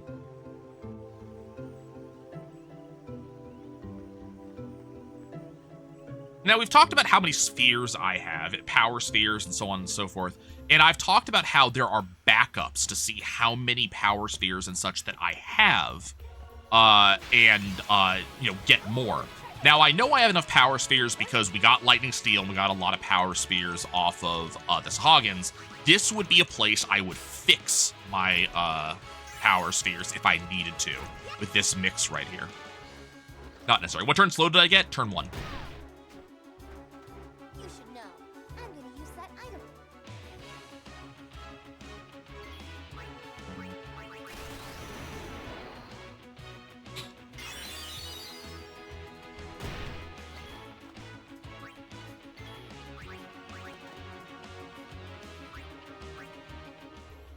Do a little bit more menuing here. Power teed us up a little bit more. We're also going to manipulate where my items are a little bit. And move on. Yeah, we didn't even see a second rise.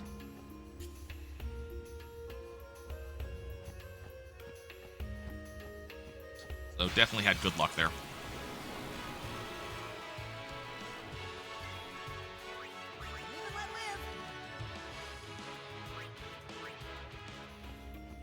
And we also had good luck that it alternated between Tidus and Waka, so I never had to heal.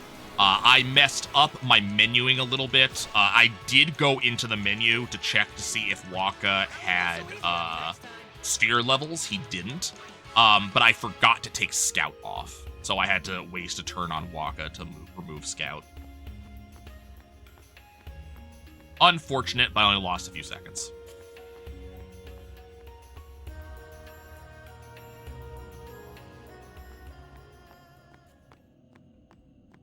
Okay, Guadosalam is our last stop on the tour before our break.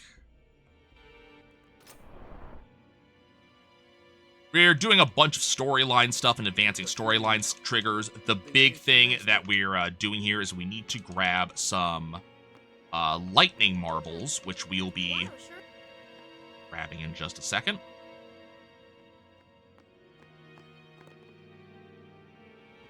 Talk to Yuna. I did it.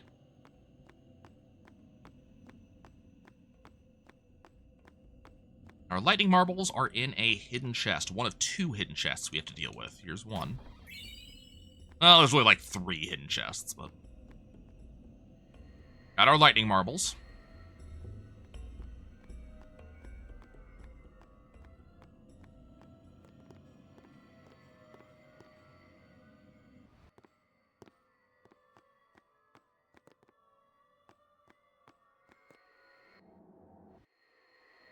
Okay, and we're pretty much done at Guadosalam.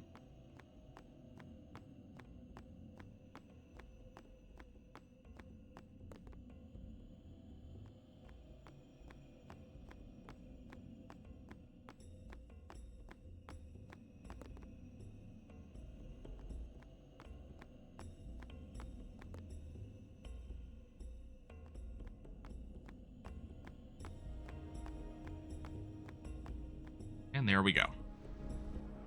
Okay.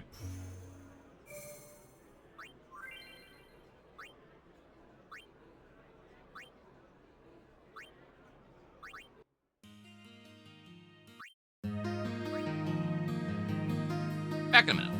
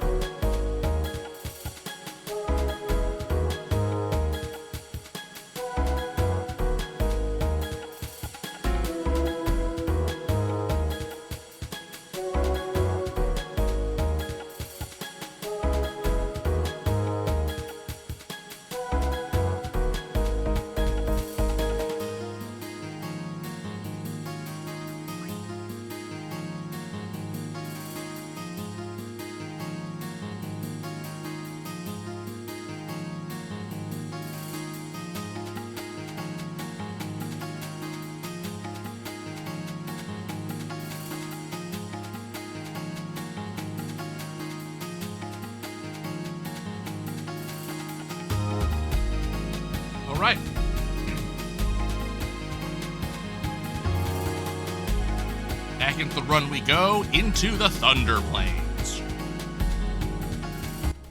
Arguably the scariest part of the run.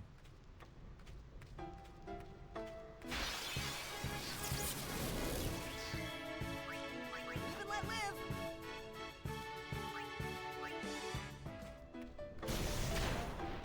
And actually, people might not even argue that. That just might be the fact. Scariest part of the run.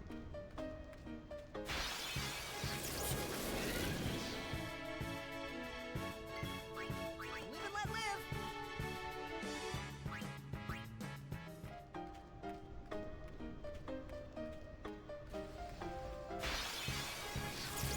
Oh, here we go.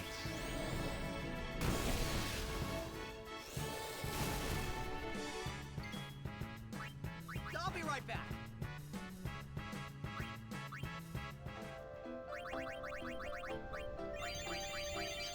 I'm not giving it enough credit for how scary it actually is. You might be right.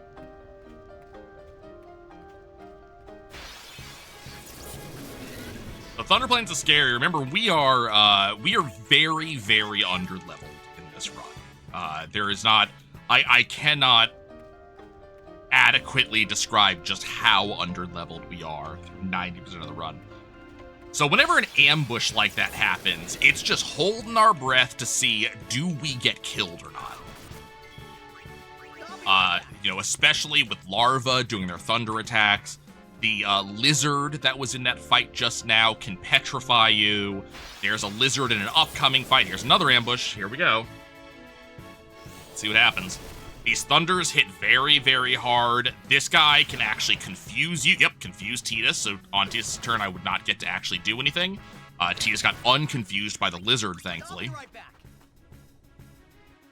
Okay, I'm going to take a risk. I am not going to heal, because our next movement's here and we get a free heal as part of this building.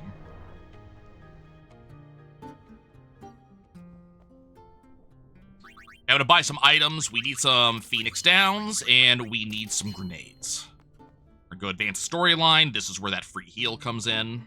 And then this item is very important. I'm going to pick up an item off the ground. That's the yellow shield. We're going to put that on Tidus. And that's going to make Tidus lightning proof, which is very, very useful for the remainder of the game, especially the remainder of the Thunder Plains. Any lightning attack just cannot do damage to Tidus now, which is very, very important. Thunder Plains, most of these enemies have lightning attacks, so we just made Tidus immune to that. We're going to see that get used in a boss fight coming soon. And now we're looking for two things, and two things are kind of one of the things.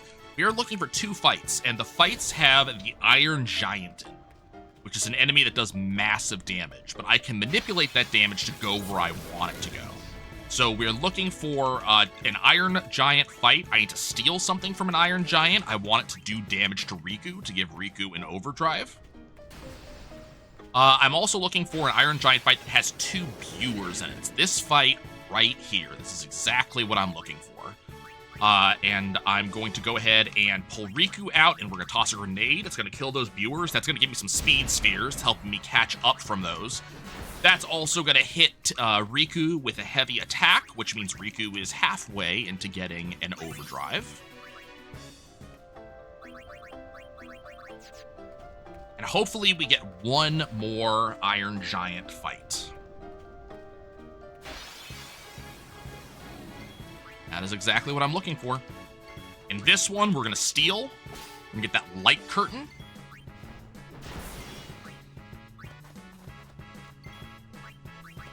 Leave again. So now Riku has overdrive, and I have that for a future fight where I need Riku to have overdrive, which is all that's important.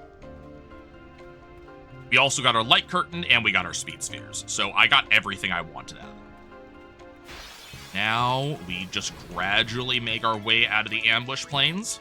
We are almost at a point where we don't have to worry about ambushes at all for the remainder of the game. We are getting an obnoxiously high encounter rate here. There we go. Cool, we are out of the Thunder Plains. There is one more zone, this one, that we have to deal with encounters for, and then we never have to deal with them again for the remainder of the run. Now, you saw me pull Riku out. I need a couple of steals to come up over the course of this zone, and this is one of them. I needed a Chimera. We got our Arctic Wind. Great. So I got that. I have one more encounter that I need. And the reason why this is important is I have Riku out right now. Riku goes faster than Tidus does right now, so Riku takes turns ahead of time. Every time I have to skip Riku's turn is a waste, it's a waste of time. So we wanted these two encounters, one that gave me fish scales, one that gave me Arctic Wind. I got both of them. So now I am able to pull Riku out of the party, put Kimari in instead, and now we don't lose as much time. There's still encounters that do take turns before I do, that we do not want to see, but at the very least, Riku isn't wasting my time.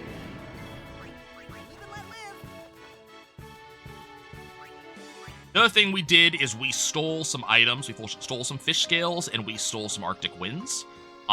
These are used in the Spheromorph fight for the elemental mix that Riku is going to do.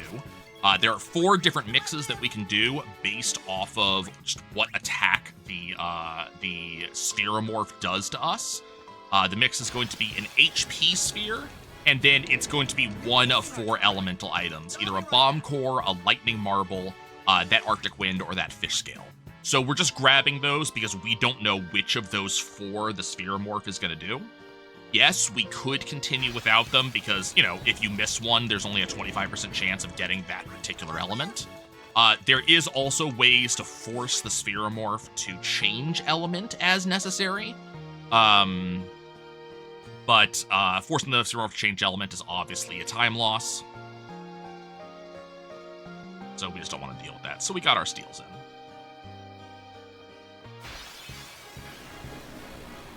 This is one of those encounters that goes before me. The Xiphos and the bees are all faster than Tidus. So every time you see this encounter, it is just a flat time loss for all 3 of those attacks. Like I said, we are almost past that.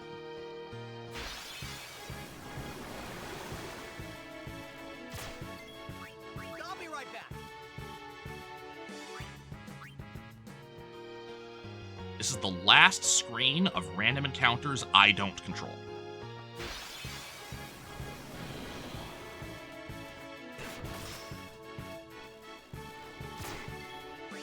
I'll be right back. Reasons that lizard is scary right there, being able to just petrify Auron with one attack.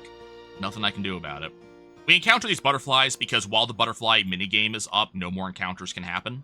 So it just means we can get out of that screen with no encounter. We're going to talk to a Waka up here. We're going to talk to him once to confirm that his prices are too high. Leave, tell him prices are too high. Talk to him again, he's lowered prices. Let's go ahead and sell some stuff here.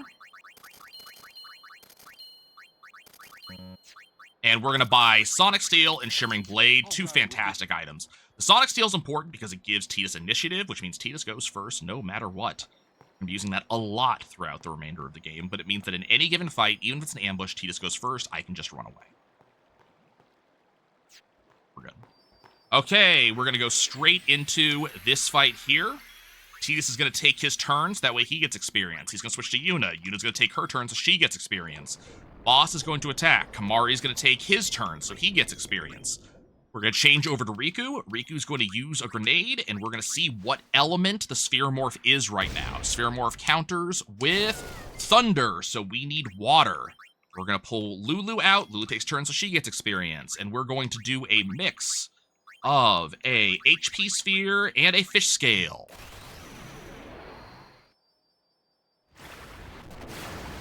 And that is that boss fight.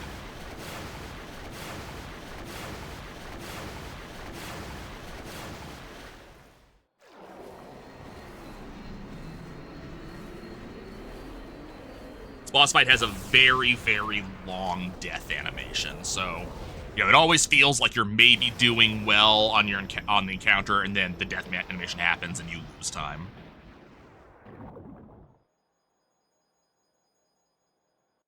Okay, we got another bit of menuing to do. We're going to go into the sphere grid. Riku is going to go down by 1, and Riku is going to go ahead and get a agility sphere. That's going to make Riku a little bit faster. And then Kamari's going to go, and Kamari's going to learn use and steal, which means Kamari's going to be able to do the stuff that Riku does. It just gives us a second person to do those actions with, which is very important for the next boss fight.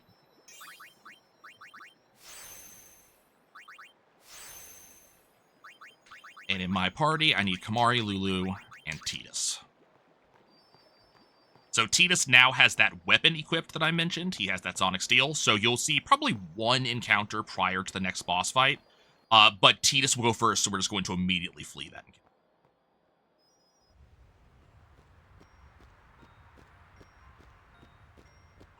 That will be the situation for the remainder of the game. So we get to go first. We got a preemptive strike. It literally doesn't matter.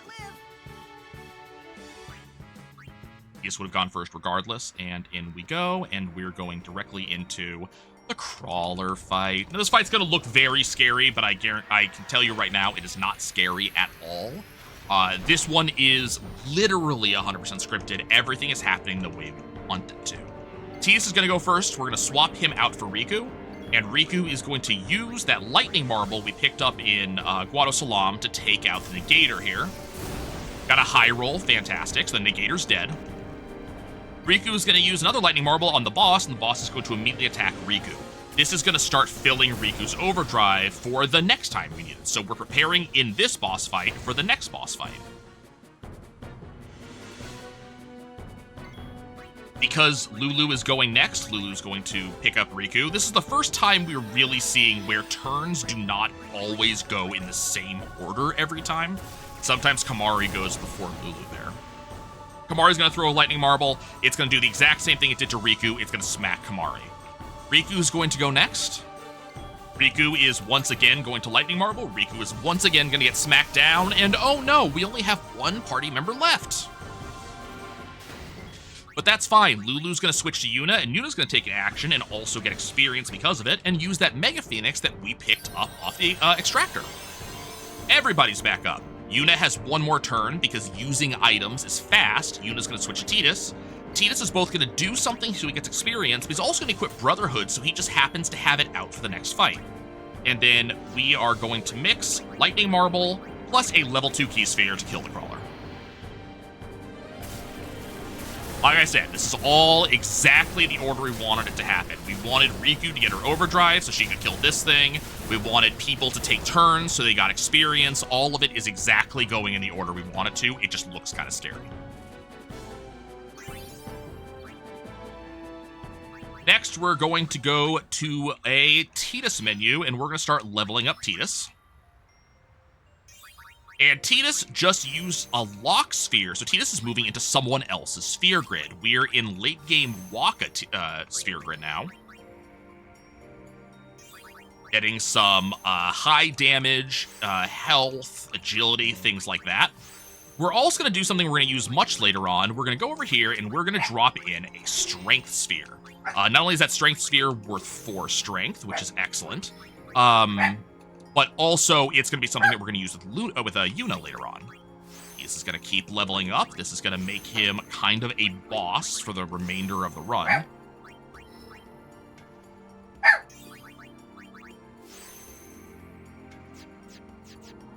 And we need Kamari.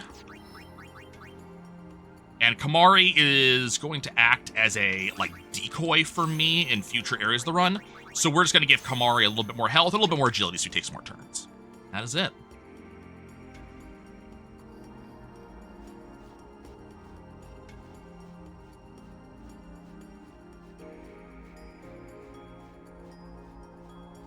And this is just for speed purposes. I actually get to save a little bit of time if I stay to the inside of this curve.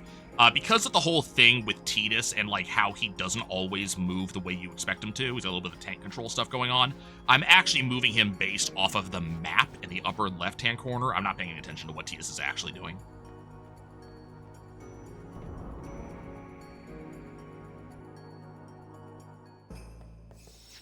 Gonna grab a sphere, and we're gonna go into the Seymour fight. Now, the Seymour fight has some RNG elements to it. It is still scripted, and we do have some backups in case Seymour does things we don't want him to. But this is still a very weird doing things in a specific order, and it's gonna work the way I want it to type of fight. First thing we're going to do is we're going to have all of Seymour's, cronies are going to do their moves. They're going to do Protect. They're going to do Shell, things like that. And then Tidus is going to haste himself because he needs to take a large number of turns. And what we're about to do is actually something you can do casually if you've never done it before. Tidus is going to haste. Yuna is going to switch weapons. This is just so she gets experience in the fight. And the first thing that Kimahri is going to do is he's going to use Stone Breath. This is going to instantly kill both Watto, but it's not going to trigger their on-death ability. So they just go away. Tidus is going to talk to Seymour, and this gives Tidus a ramping strength upgrade for the remainder of the fight. We're going to pull Auron in and have him defend. Auron just happens to go a speed I want him to, so this allows me to control turn order. Attack Seymour once, and Seymour's going to go ahead and pull Anima out. Now, you saw me defend on Tidus before attacking. This is because I'm making sure that Kimahri and Auron are the next 2 turns. I want them to go in a specific order. And I want them to go before Tidus goes. This just allows us to control turn order, which is very important against Anima. Anima has a very specific pattern. They will boost turn 1, and then Pain turn 2. And they do that back and forth. Pain is a ability that has a chance of instant kill. And by chance, I mean like a 95% chance. Nope. Waka. Waka changes weapons. So here comes Pain. It's Anima's second turn. Anima's just going to kill someone, but I got Tidus out of the party, so Tidus can't be hit. Down goes Auron. We're going to pull Tidus back in. Tidus needs 4 attacks. Here's attack 1. Now we're going to pull in Riku. Riku's going to do some stealing. And Auron's just going to defend. Attack 2.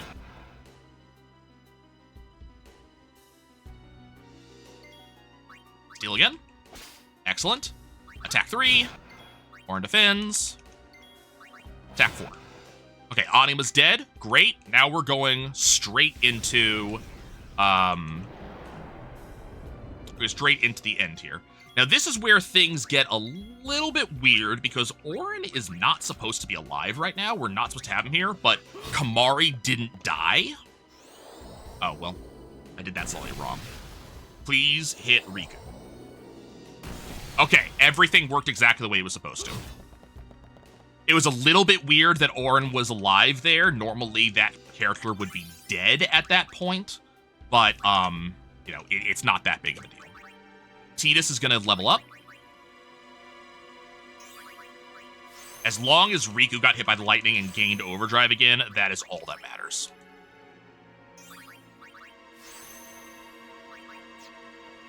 Going to hit the Healy Orb and then move on. So everybody has health. Oh, I also need to change my party to Riku, Kimahri, Tidus. Make sure I have that set up for the next fight. What are my 2 time columns? So, there's 3 total. So the one on the far left is what the actual split is like after I split. The middle one is compared to my best in that segment. So when it starts, like right now on Wendigo, it's 5:26. So it's letting you know that on my Wendigo split, that segment is 5 minutes, 26 seconds. After we actually beat that segment, it then transforms into what my time was versus best segment. And then the last time is before we split, it is how much time was spent in the run on my personal best. So my personal best beat Wendigo at 1 minute 50. That transforms into what our current segment time is when we actually split. So I beat Seymour at 1:41:06 on this run.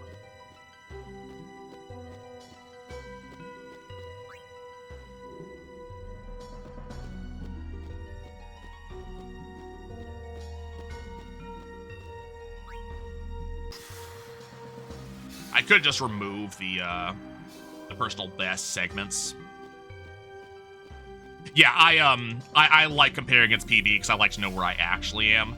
if I was de-rusting, we would maybe look at balanced PB or something like that, but I like comparing against PB so I know where I actually am.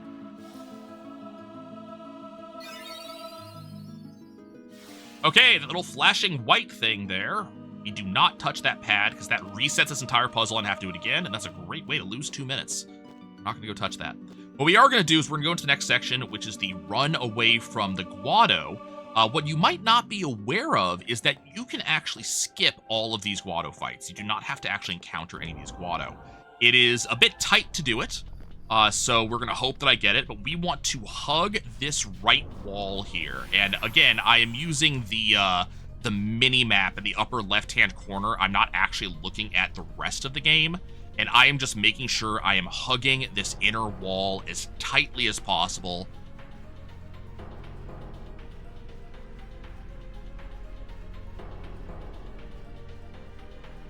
And if I did it right, we're going to leave without ever having an encounter. Right there. Okay, so we saw a little bit of this leading up into the crawler fight, but because I do have this Sonic Seal, and because it is equipped on Tidus, every fight that we see from here on out, we're just going to immediately run away. Tidus will always be first, so I don't have to worry about that stuff. It's just a matter of making sure Tidus has that weapon equipped at all times. If there was a very specific encounter that showed up that had 2 of the Ahriman enemies, I would have actually taken that encounter to get some extra speed spheres. It didn't show up, so we don't care. And we're moving into the Wendigo fight. Ah, this encounter. Okay. Wait. I will actually take this. Oh, that was... We're not going to talk about it.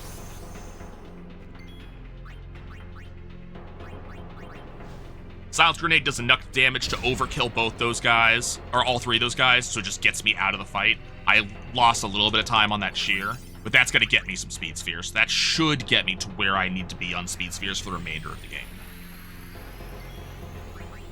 Haste Tidus. Tidus is going to go ahead and switch his weapon over to Brotherhood, so he gets the attack damage bonus off it, and we're going to kill this Guado before he has a chance to do anything. He is going to shell the Wendigo here, but we don't actually care about that because the Wendigo is never going to have magic cast against him. Throw the Light Curtain on Tidus. That way, if the Wendigo attacks Tidus, it does half damage, which it did. And then Tidus is going to Spiral Cut on the Wendigo, get as much damage as possible. It is an overdrive. We've talked about how overdrives lose you turns, but Tidus is fast enough, and he has haste that it's not going to matter as much to us. We're going to steal from the Guado here, get rid of the X Potion. It means he's not going to heal the Wendigo. And now we're just going to attack straight up. He's going to randomly cast spells. Hopefully he does not attack Tidus. That's fine. I'm going to Phoenix down 1 Kamari, just so I have a little bit of control over where the rest of this fight goes. Good crit. That is not fine. Okay, that is a problem.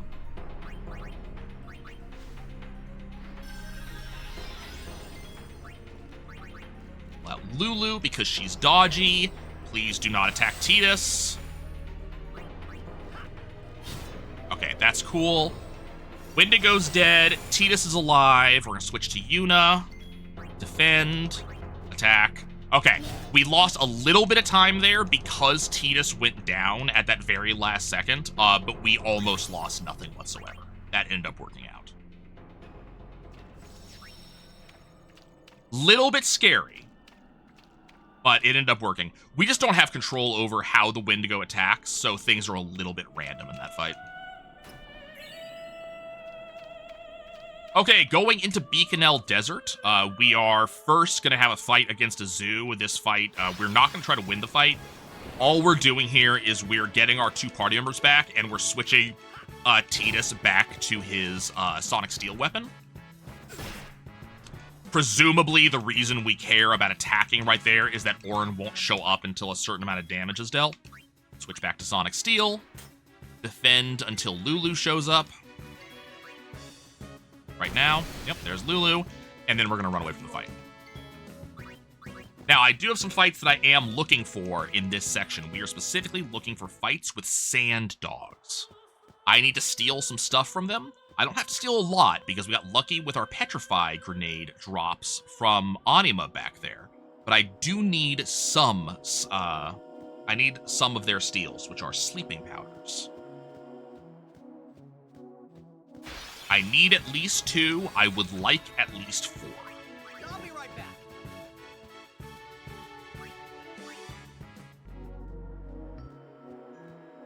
Well, I need at least 2. I would like 4. Put it that way.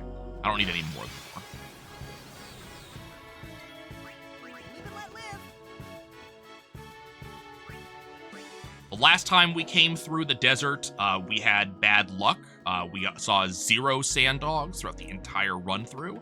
Hopefully, we do not have a repeat of that. That was a very rare instance. Riku's gonna force herself into the party, so that way we have we can have a encounter tutorial right now, which happens right here. It's helpful because Riku can do a steal if I need her to. Go so easy on you next time. I'm not gonna pull her out of the party though. There's no reason to. Like I said, Tidus always goes first, so we do not need to pull Riku out of the party this time. She's not like gonna be in front of Tidus. Sand Doggo, there it is. Okay. Let's do it. We're gonna pull Kamari out. Kamari is gonna steal from the Sand Doggo. It's one of the reasons why Kamari also gets steal. And then we're gonna switch back into Tidus and we're gonna leave. We got nothing else we want to do here. Okay. I have my at least 2. I would like 2 more. But we have at least 2, so we're good to go.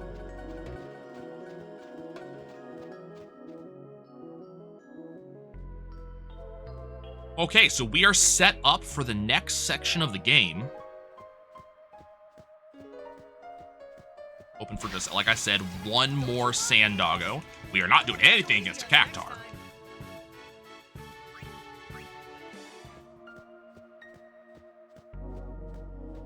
We're gonna take the left-hand side here. Technically, the left side of the western side over here of the desert is a scarier section of the desert. That's how the game kind of presents it. But when you have the ability that we have to always go first, it all of a sudden doesn't matter anymore. Like, there's nothing scary over here anymore. Live and let live. I now have all of my sleeping powders, so we are done. We don't need anything more in the desert. We're just gonna leave. So here's that scarier section. It just so happens to be faster to run through this section than it is to run through the eastern side. The western side comes up at you exit into a later point of the final screen, so just faster to go this way. And we don't care about the quote unquote, scary encounters because Tidus is just gonna go and we're gonna flee.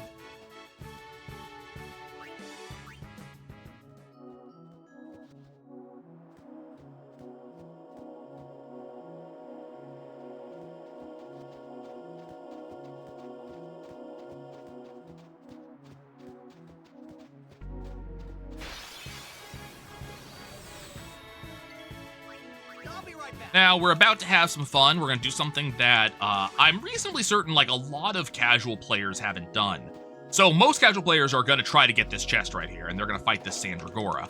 But what a lot of casual players have probably not done is played around with Auron much, and especially his Bushido, because Dragon Fang's really good. We're going to use Shooting Star, and Shooting Star has an ability called Eject.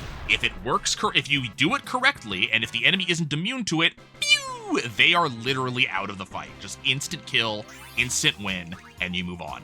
Make sure to grab this chest down here on the bottom. That's got teleport spheres. Your run is literally over if you do not grab that chest. And I'm going to bring Tidus in instead of Kamari, and now we are set up for the next part.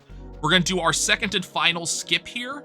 I'm going to line this up by running against this north wall, and we're going to walk Tidus into the Sandragora pit.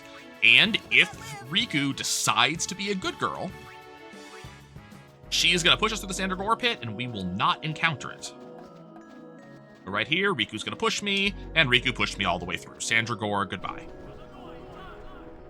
Sometimes Riku can be like a little bit annoying in that, and she won't push through on the first try. If I don't do the lineup correctly, I just have trouble with that, but Riku was nice to me today. Okay, we got a couple forced fights coming up. They don't really matter. Tidus is going to go first, and Tidus is going to make things happen. We do want to make sure that the Guado gets killed early as possible because it casts annoying spells. We also are hoping that Lulu lives through the next 2 attacks, just because we want Lulu to get experience off of this. It's useful for something that's going to happen later. There it is. Easy fight. Let's find Yuna, quick!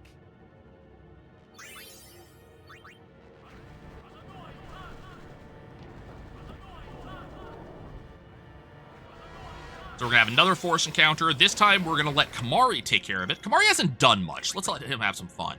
Kimahri is just going to pop in, and he's going to go use another one of those stone breaths that he has. He took out Seymour's people with it. We're going to take out this entire fight, too. Damn. Instant kill.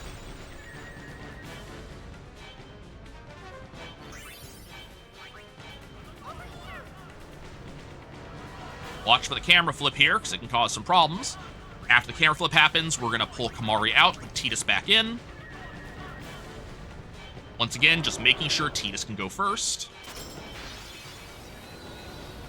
This is kind of problematic because it's an ambush. And I can't flee from it. We're going to... This is a problem.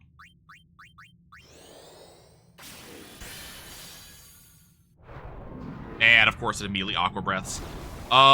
Do we live that? I don't think so, right? I think we get boned. Thundara on... Okay, we're gonna reset. We're gonna reset. That was unfortunate. It cost me some time. I just can't... There's nothing I can do about it. If they had if they had cast instead of what they did, we might have had something we could do.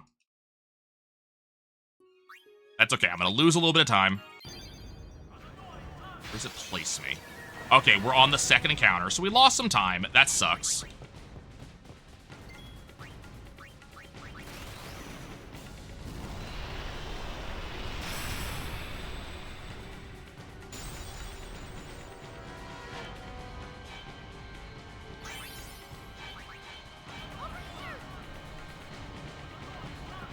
Hopefully it does not do it again. It can do it again, but we're going to hopefully not do that again. We're going to lose a little bit of time here. We're going to lose about a minute, but you know, it's doable, right? Okay, cool. It did not do it again. We're going to switch Kimahri back in after Tidus stops talking. And this time, Kimahri's going to lance it. Because he got a new overdrive, the game wants to allow me to use it, so it gives Kimahri a new turn real quick. We're going to do the overdrive, and that's going to take care of this problem. Now the encounter is done. Now, I need to make sure I've screwed this up in the past. My party needs to be Tidus, Riku, Kimahri right now. So, Riku, Tidus, Kimahri. Okay, we're good to go. We have one more thing we got to do. We have to pick up both of these chests on this screen. These are very, very important. Once again, if you miss these chests, your run is over. And then we move on. So yeah, we ended up losing about a minute because of that. It's unfortunate. It is just pure RNG, and the game just said, I'm sorry, you're not allowed to have this minute.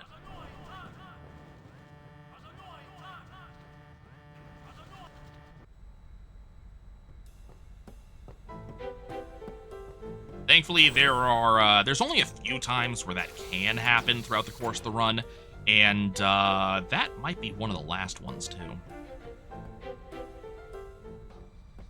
We're hitting various triggers throughout the ship in order to advance onto our next major fight. It is very important that you are setting up for this fight appropriately, you are leveled up appropriately, and you have the correct party members. There is an autosave directly in front of this fight. If you screwed something up, and you go into this fight, you're dead. The run is over, and I have done that multiple times. So we're gonna hope that I didn't do it this time.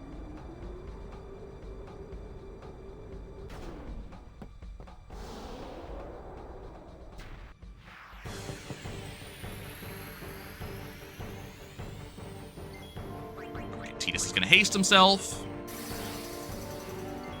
Tidus is gonna use cheer.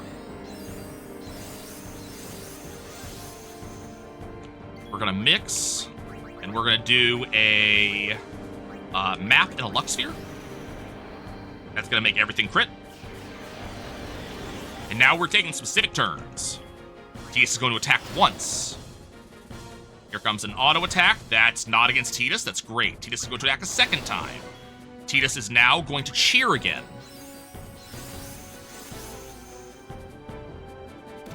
Okay, cool. Fight's over.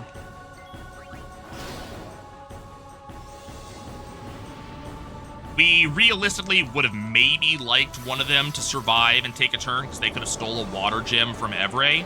It literally doesn't matter. We'll get that gem from somewhere else. And we take out Evray. We're going to use a Mega Potion so everybody's healed, and then we're going to go into the Bevel Guards fights. Tidus is going to take out some guards in this first fight, and the other two are...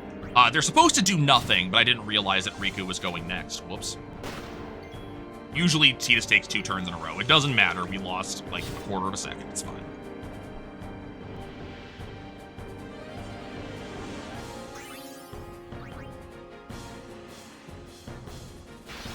Next fight, Tidus is going to be working on the kick bot. The other two are going to use those items that I picked up in Beaconell Desert.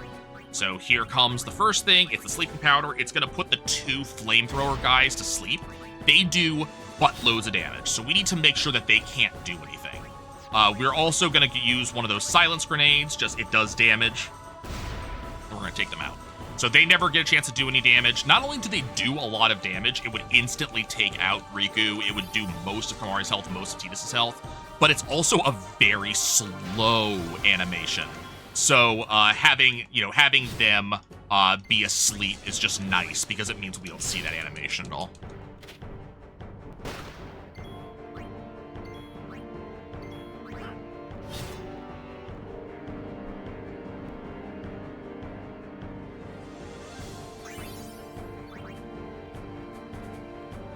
We're gonna have one more fight just like that one was. So you see, it's kind of like two fights that are the same thing back to back.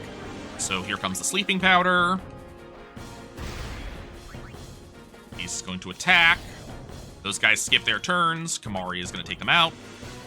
And then we have one slight change in this last fight. This last fight is 2 guys up front and a artillery guy in back. We're gonna let Riku take care of that for us.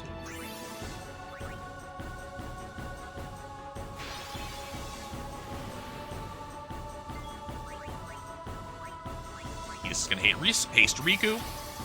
Riku is going to pop a sleeping powder, which sleeps the first 2 guys and hurts the guy in the back. Then Riku is going to use a bomb core on the guy in the back, which is going to do damage to him, won't kill him.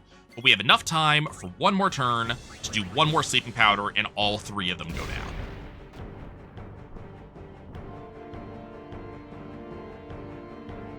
Quick and easy.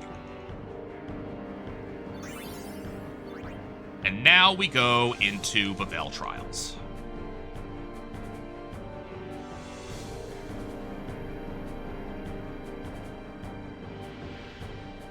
So we got a little bit of Resident Sleeper going on. Now is a great time to get up, stretch, go get a bite to eat, something like that. This is a 6-minute, really slow split. And just because I have to pay attention to it and actually do the thing does not mean that you have to waste your time with it. Go get some water. You probably haven't been drinking water today. Go get some.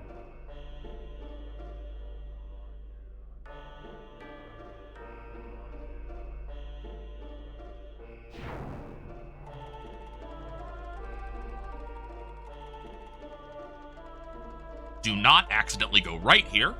Going right is not correct. That was bad. I pressed the button, but didn't. I was bad. Let's try that again. Losing a little bit of time on this split, but it's fine. There we go.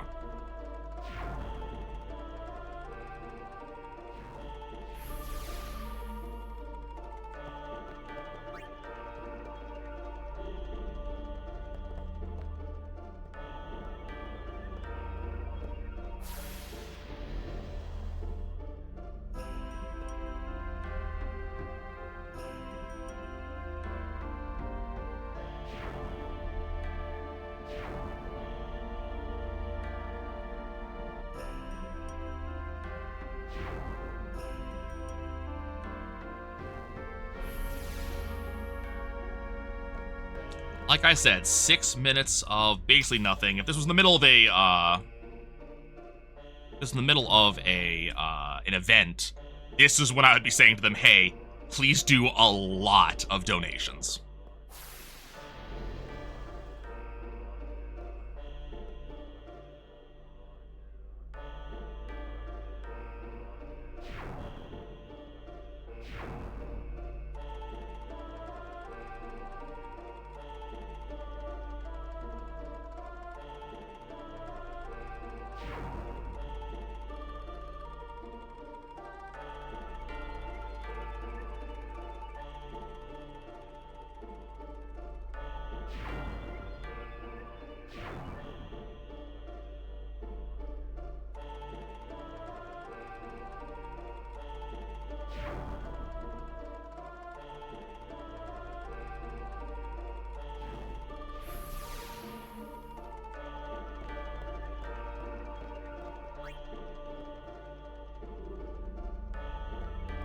In case you're curious, pretty much every puzzle church, does have a fastest time to complete the puzzle church. There is there's specific routes to do. But something that's interesting is that in a number of the puzzle churches, and by a number I mean all of them, but in all puzzle churches there is a alternate exit route. There is a special way to complete the church that gets you a special item and also contributes to a late game side quest. And that's using the destruction runes. And what's interesting about those is that for all of the other churches, except for this one, doing so it's an optional thing, because you can always go back to those churches. But this is a little bit different. Bavel, you can never come back to. The story keeps you out of here forever. You're never allowed to come back to Bavel. So we have to do the Destruction Sphere event here. Now, the reason that is so interesting is that the Destruction Sphere is what allows, from what I've been told, I've heard conflicting things on this, but the Destruction Sphere is what allows a Aeon to break damage limit. And Bavel, and each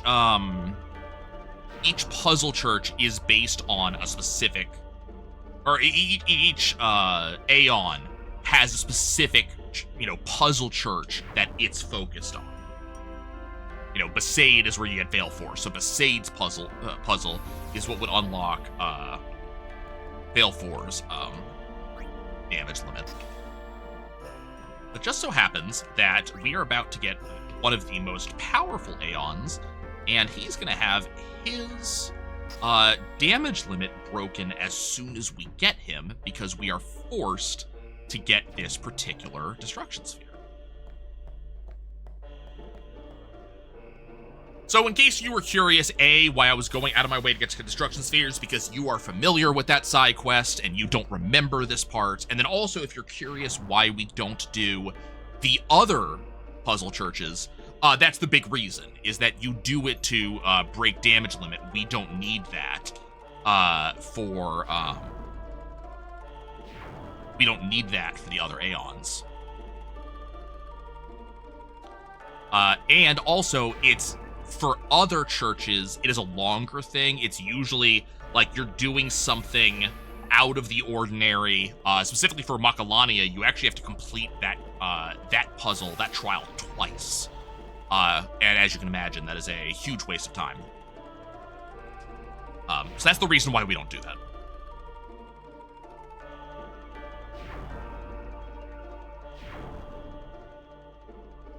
Okay, I did screw up the trial at the very beginning, so we do lose a little bit of time here due to that. But we are at the very end here. We are forced to pick up this chest. This is the Destruction Sphere chest.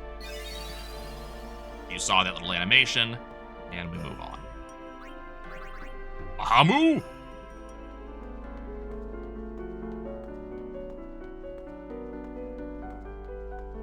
We're gonna run, we're gonna grab the cycle of this teleport, and we're gonna go immediately talk to Orin. And now the entire run is about to change.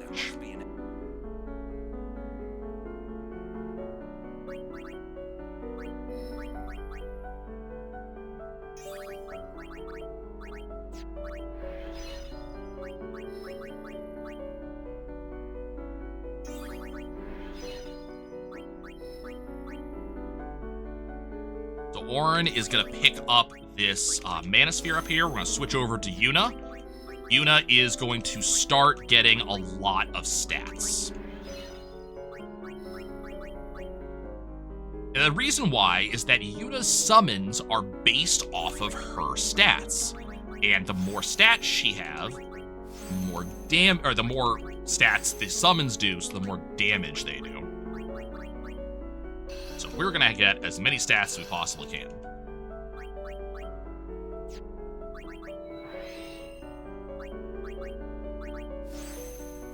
Well, we want specific stats, and we want big stats. So we're getting +4s.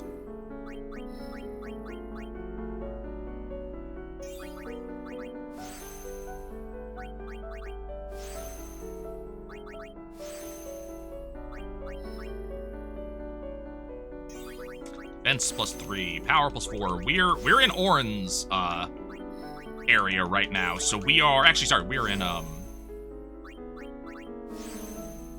are we? That was not right.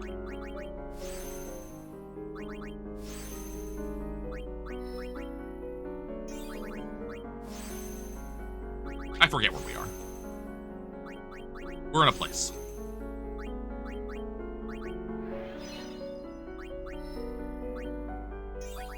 But the point is, we're getting a bunch of stats because it's going to make Bahamut stronger.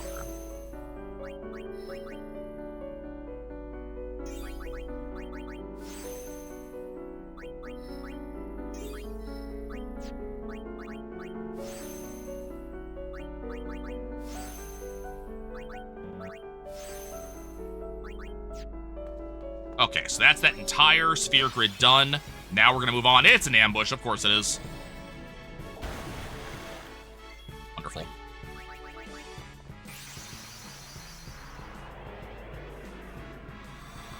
That was wrong. This is supposed to be Ixion, not Bahamut.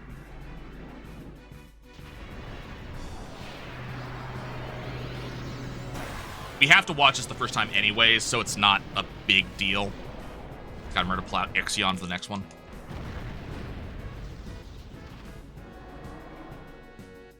Oh my.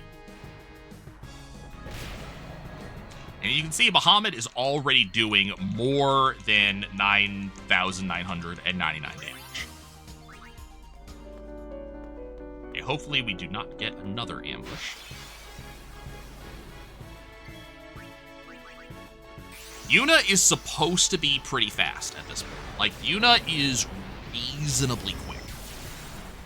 That was Waka's part of the grid? Okay, I can never remember whose grid we're in at certain points.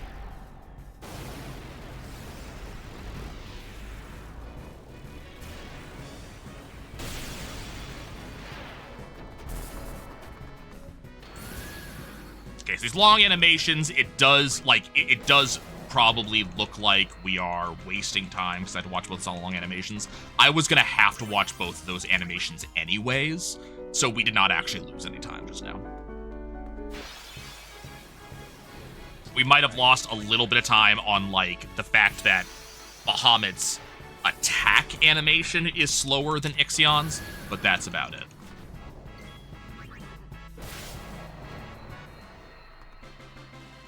But we're supposed to use Ixion for those first couple of fights, and then we use Bahamut in this next one.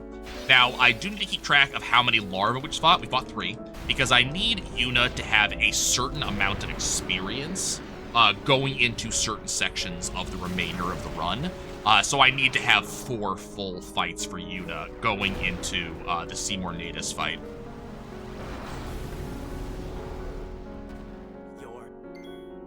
Okay, now we're going to Bahamut again.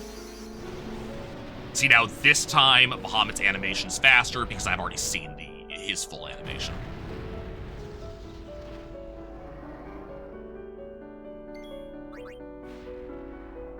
and Bahamut do lots of damage.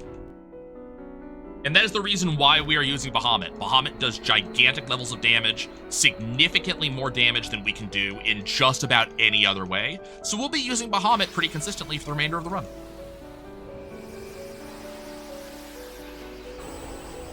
We may be supporting Bahamut or doing stuff with Bahamut, but it's basically Bahamut that's going to be beating the rest of the run for us. It's not.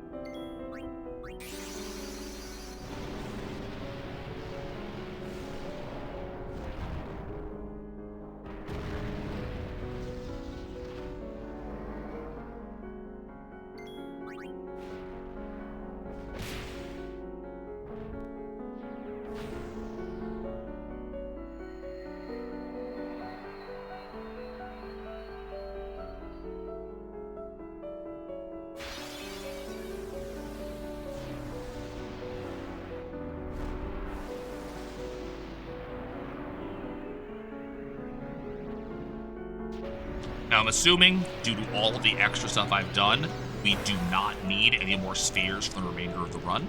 So we're not going to worry about doing any backups. We're just going to roll.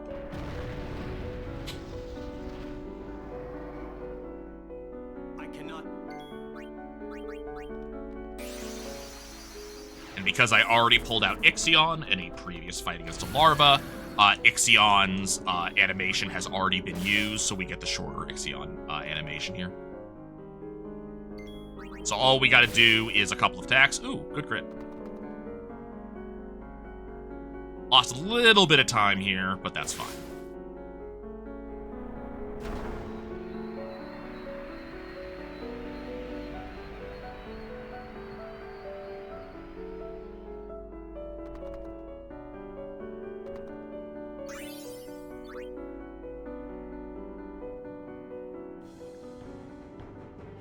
There is some backup that you can do here in case you need some additional spheres. It is possible to do a backup here to use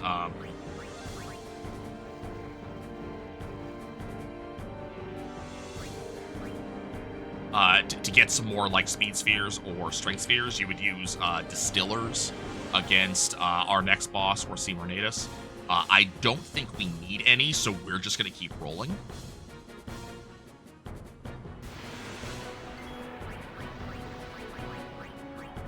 And we're doing the old school thing. It's a zombie.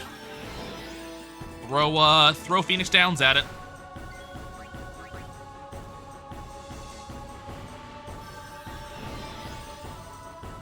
And there it goes.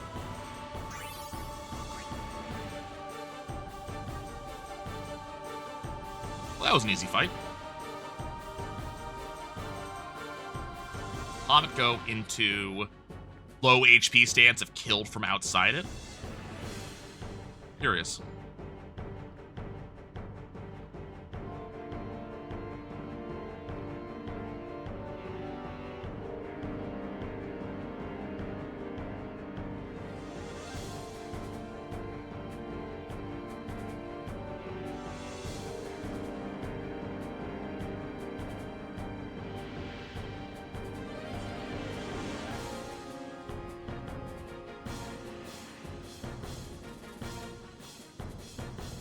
Okay, so you might remember that just before we went in and fought Seymour, I did a somewhat long sphere grid movement on Tidus. And one of the things that I did as part of that long sphere grid movement on Tidus is that I dropped a strength sphere down onto the sphere grid.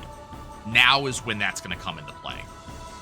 And this is the thing that you have to do some backups around if you cannot do this, if you didn't win the Blitzball tournament. So there's that sphere. That's the one that I dropped down. We're going to grab all this on Yuna, and Yuna's going to get significantly more powerful because of it. But you'll notice that Yuna is right where Tidus is. Tidus is directly to our left right now.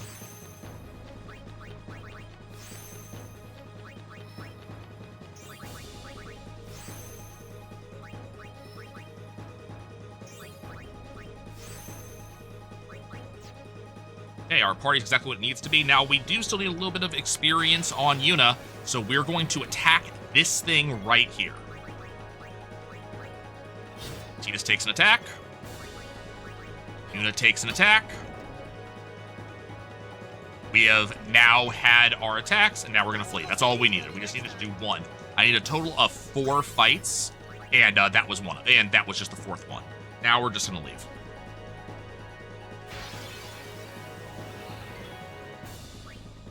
We're not taking any more of these. Lulu should have plenty of levels. Lulu needs to do something a little bit later on and needs to have 35 sphere levels going into that. I'm pretty sure Lulu is in the 40s right now. I'll be right back. Let's validate that. Lulu is 41. Yeah, we're good. Okay, so we're just going to very quickly kill Seymour Natus.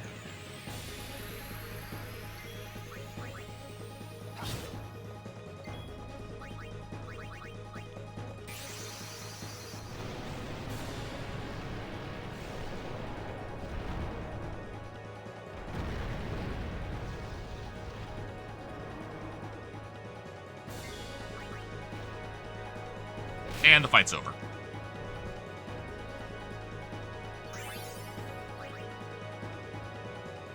Let's go. We're not going to actually see the animation, but hey, Tidus and Yuna can do some smooching. Here comes smooching for Tidus and Yuna. And there it was. Isn't everybody glad that Tidus and Yuna got to have some smoochy time? Okay. Yuna's going to move over here. Like I said, moving right behind where Tidus is. She's just following that, that movement. So now we're going into the Calm Lands. There's 2 things we need to do, or there's 1 thing we do in the Calm Lands. Based off of how many water gems we got off of Evray, I need to get a total of 2 elemental gems. I got 0 off of Evray, so I need 2 of them. The way we get them is these jerks right here. We'll get through this. I'm going to swap Riku in. Riku is going to steal from the Flame Flan. We got our 2 gems immediately, actually, which is excellent. And now we're going to immediately just flee. So not only was that was a rare steal, that actually saves me from having to do it a second time. So now I have 2 fire gems. I'm done. The other nice thing about that is that by swapping Yuna out and Tidus in and having this set up with Tidus, Mari, and Riku, I am now set up for my next fight. So we're ready to move on. We don't want Yuna in the fight anymore, or in the fight as much as humanly possible. And the reason why is that Yuna actually is faster than Tidus is now. It's the same issue that we used to have with Riku, where because Riku was faster, she would occasionally go before Tidus. Well, now Yuna can do that. So even though Tidus is guaranteed to go before enemies, Yuna can still go before he does. So we want Yuna out of the party for the time being. We're going to bring her in later.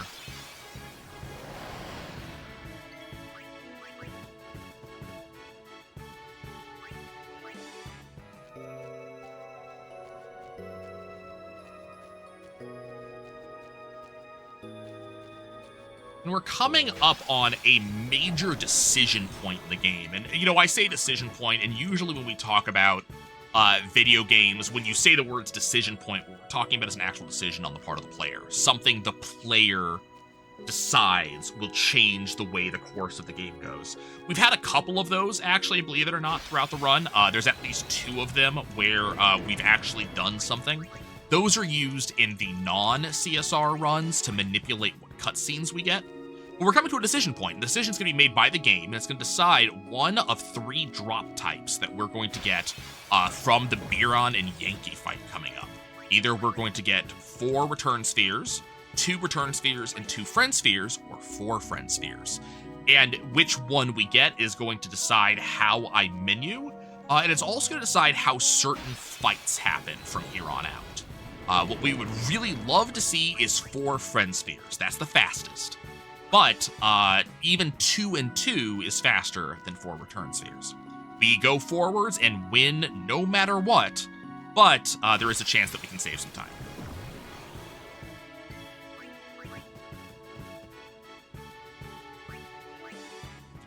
Tina or Eudis, which is the better ship? I think those are both terrible.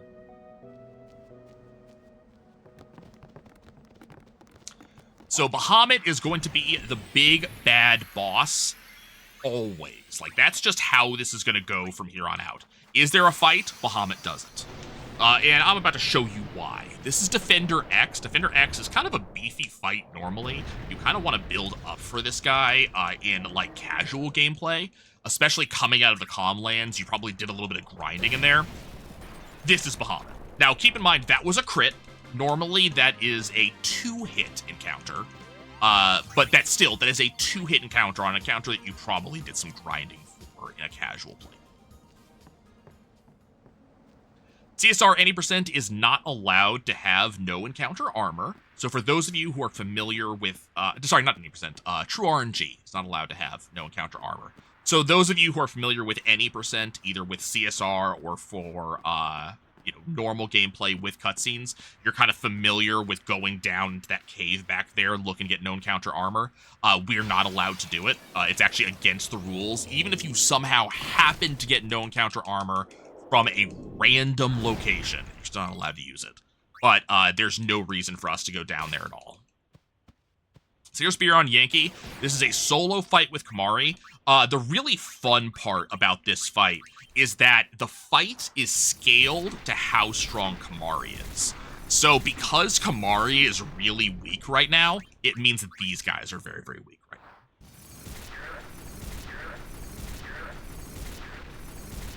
We stole a level 3 key sphere off of Yankee, and now we're going to see what our drop is.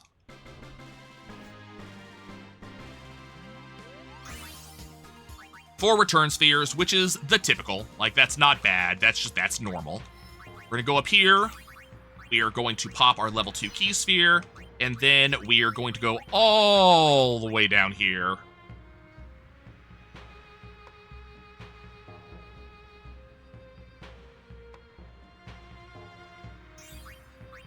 We're going to pop the level 3 key sphere we just got. And we're going to move Lulu over a little bit. Now we're going to move over to Yuna, and Yuna is just going to go to where Tidus is now. And we're going to get that power sphere there, and that agility sphere there. I'm going to back out real quick because it's easier to get to Tidus like this. And Tidus is going to go... I went not quite far enough here.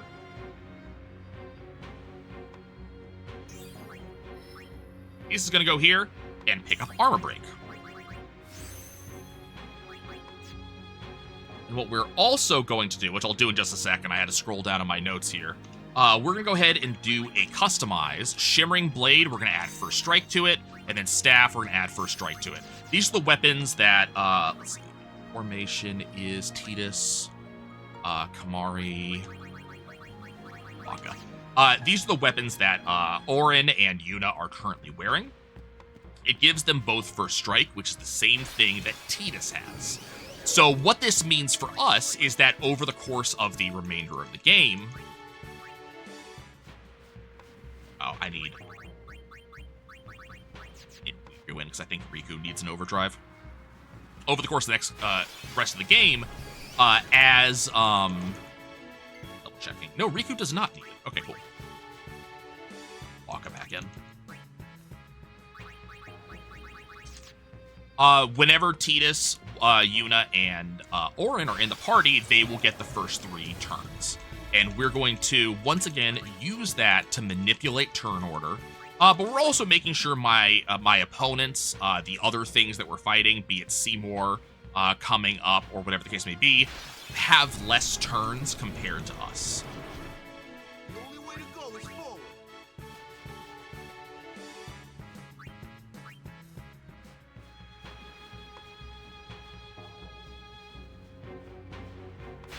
And we're just kind of advancing through Mount Gagazet.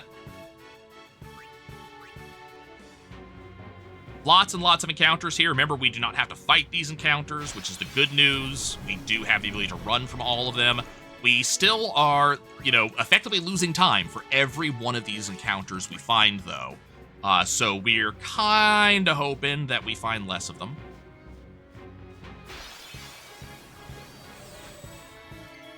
Ambush doesn't matter. Now, the fun thing about that encounter is that is the encounter that we would build, that we would build Riku Overdrive on. So if I needed Riku, we were looking for that one. But Riku already has full Overdrive. Now, we're going to be going into our fight with Seymour Flux. This is the one that is kind of scary. Everybody, or most people I know who have played this game casually have had trouble with Seymour Flux. We're going to beat him very, very easily. If we happen to get a 2 and 2 setup, 2 return spheres, or 0 return spheres, this fight would actually be significantly faster than it's going to be. It's one of the reasons why those setups are faster setups than what we're doing now, is that they don't have to, or they don't have to spend as many turns on Seymour Flux because they do a lot more levels immediately.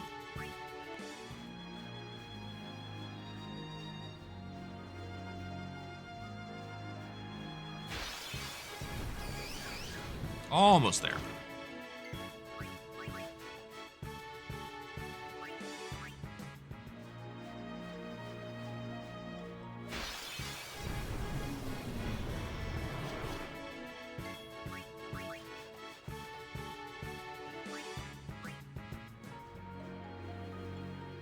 Okay, we're gonna do a quick formation change. Tidus, Yuna, Orin, there we go. And we're going to be taking a very specific set of turns here. Remember, Tidus, Yuna, Orin, so they all go first. Yuna's going to attack, which is kind of weird, but Yuna's going to hit hard. Tidus is going to haste Yuna. Orin is going to switch out for Riku. Riku is going to do a grenade plus an HP sphere.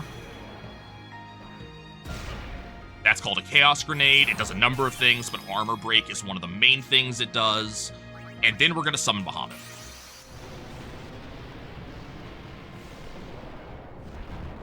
So it poisons, it silences, it armor breaks. I forget what else it does. Also does damage.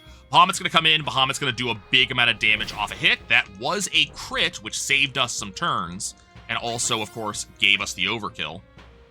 We're going to change back to Tidus, Kamari, Orin, and the big reason we're doing that is that we're, number one, we're making it so, again, Yuna does not get to go first, and kind of waste time. That's one of the first things. The second reason we do it is that, as you may have noticed in some earlier fights, occasionally the characters like to talk in fights. They have lines of dialogue that happen as soon as the fight starts. Problem is that while those lines of dialogue are occurring, actions are not able to be taken. You can press the button to make like a character attack or cast a spell or something like that, but the character will not actually do it until the dialogue finishes, which is kind of annoying. So one of the things that you've seen me do throughout the course of the run is occasionally switch my formation around, and I'm basically pulling out the characters who would be doing these obnoxious lines, saving a little bit of time here and there. So we get Waka out of the party because Waka likes to talk about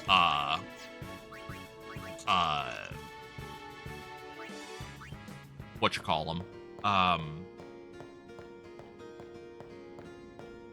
Waka likes to talk about behemoths. I need to put. It's not going to matter in just a second. I'll wait. Riku needs an overdrive. We don't want Riku necessarily in the party because Riku likes to talk about Flan.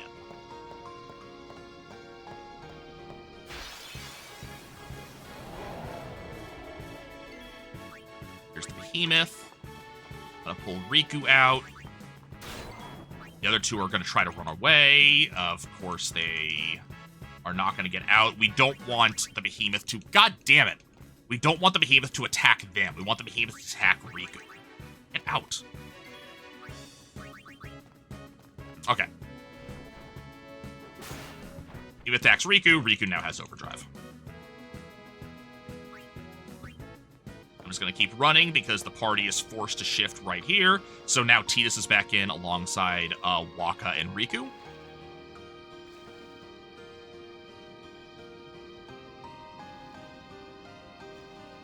How many stakes think we can get out of these? Riku says something like, hey, is that edible? Now, one thing we are looking at, because we did get 4 return spheres, we are actively looking for splashers. They are the... Actually, we probably don't need them. Never mind. We don't need splashers. We've had plenty of extras. We're just going to keep moving. Okay, time for dystopian carnival games. Can I get this on the first throw?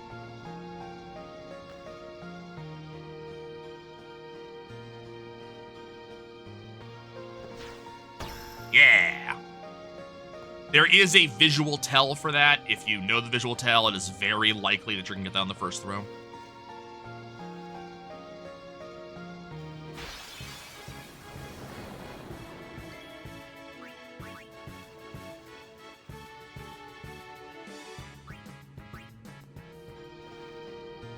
So technically, we're supposed to need 4 return spheres. If we have a, we're supposed to need 4 power spheres. We got 4 return spheres.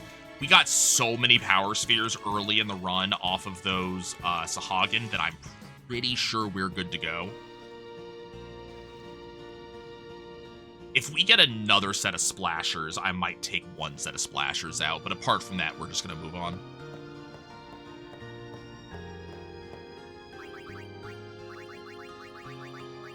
Let's swap the party real quick because we're going to be walking a little bit and I don't want to get those exact lines that we mentioned.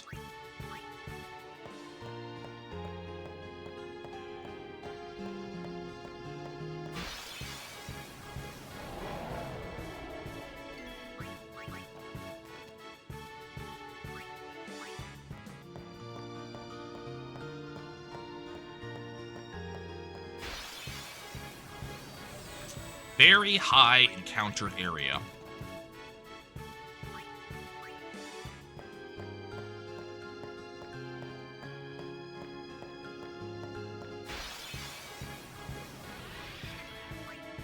Look at all these ambushes that I just don't have to deal with because I have my first striking equipment.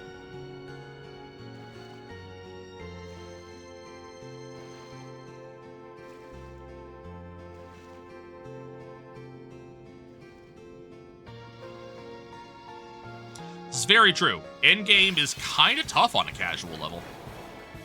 Okay. Yeah, we're gonna do this. Just because the game gave me exactly what I was looking for there, we're gonna take that and get 2 extra power spheres.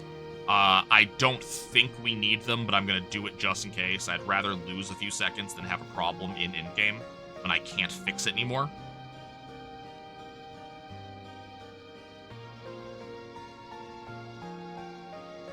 Dystopian carnival games.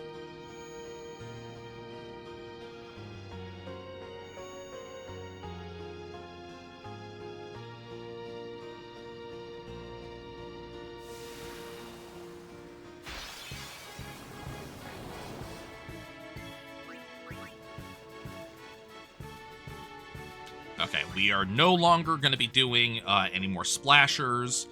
We don't actually have any more encounters that we take for the rest of the game normally. I do need to see what Yuna's levels look like, just to make sure she has enough levels. But I haven't screwed up any of the other portions of the run as far as I'm aware, so Yuna should be leveled as appropriate.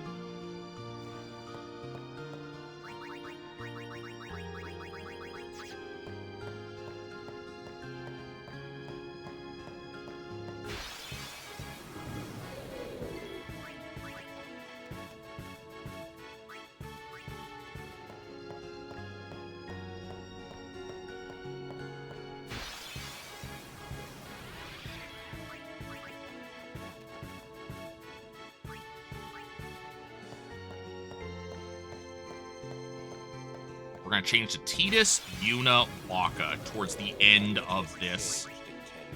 Yeah, that was an Orin line there. I'll change Tidus, Yuna, Waka in just a second. Right here. Tidus, Yuna, Waka. This is another one of those times where the auto-save is after you've passed through. So I need to make sure that that the party is what it's supposed to be. Yuna defend. Tidus armor breaks. That is going to summon Bahamut.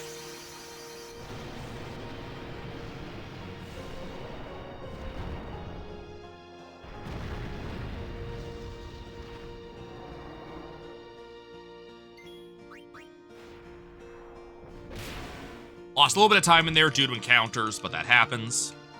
What does Yuna's levels look like here? Yuna has 6. I need an encounter. No, I don't. Never mind, because I have, never mind. We're good. We have,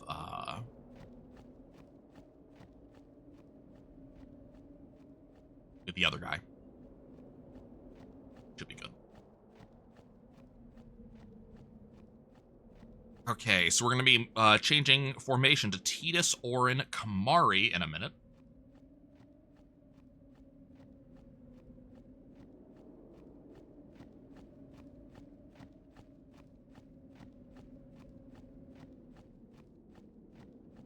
I'm not surprised. It does look like an Ultima weapon look.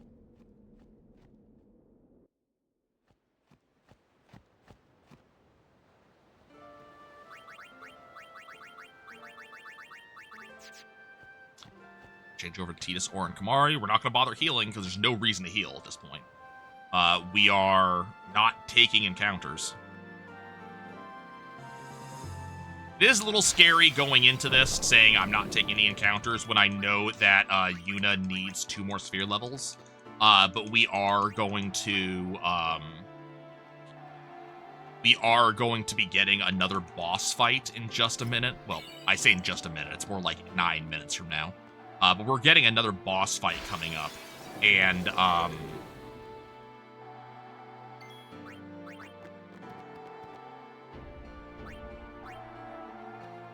oh, actually, do I need to take another encounter?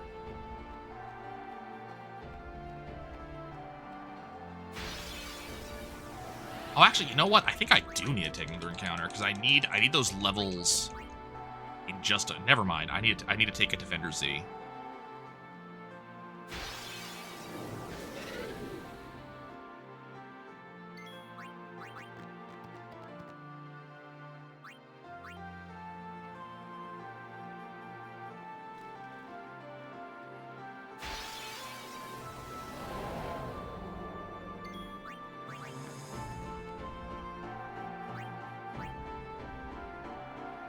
Where did I not get these levels?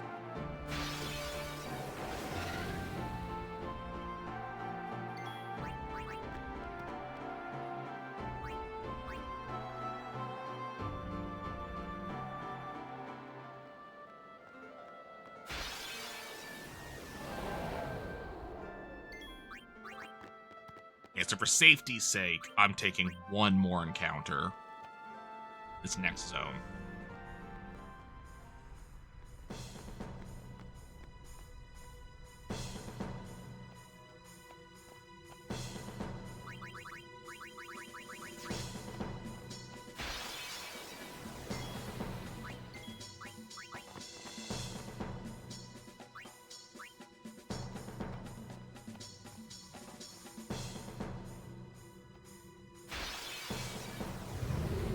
There we go.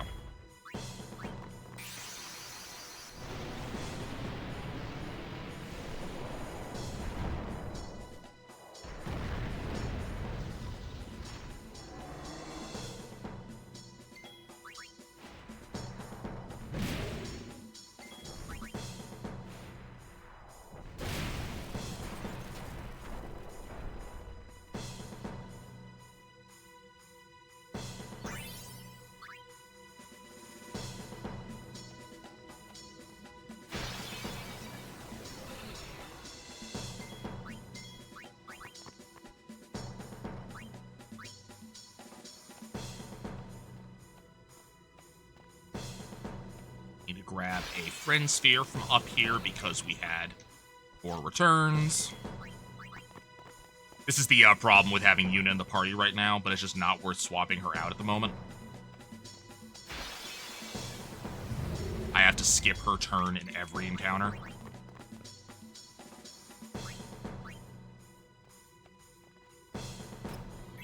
We're almost done with the encounters, though.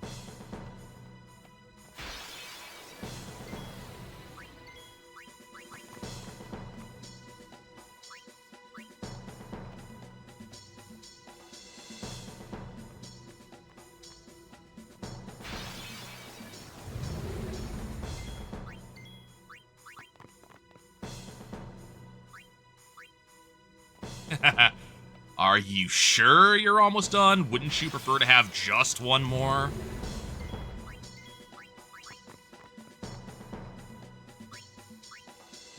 Okay, so a while ago, you saw me use Lulu on the sphere grid. This is where that pays off.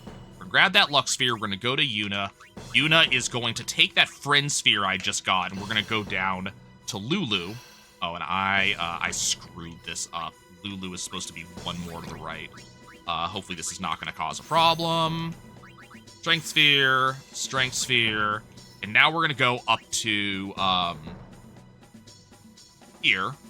We're going to grab that agility node, and now we're going to use the luck sphere that we just got, plus the fortune sphere we picked up on the way in, grab those, and then we're going to do something weird. We're going to return sphere to here, activate this strength node.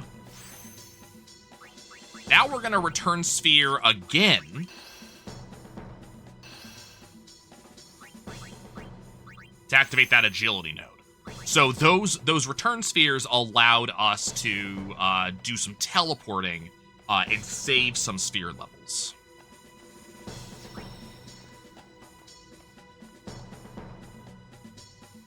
Okay, now it's time to play some Tetris.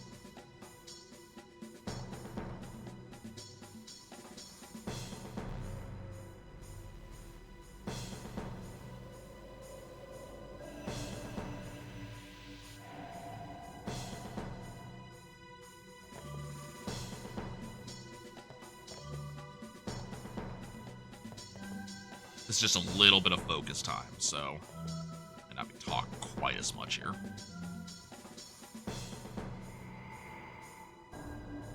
So goal here is just to step on the Tetris pieces on the ground in a way that we are matching what is on the screen. In certain combinations, certain setups, there are multiple Tetris pieces on the ground that might match. So in that case, the awesome guys who do routing, were able to like set up the best possible way for us to hit all of these. We have to do 5 different patterns. Yeah, this is a absolutely great time for a bathroom break. This is a very boring section of the game. It is always the exact same, which you'd think would mean I screw it up less.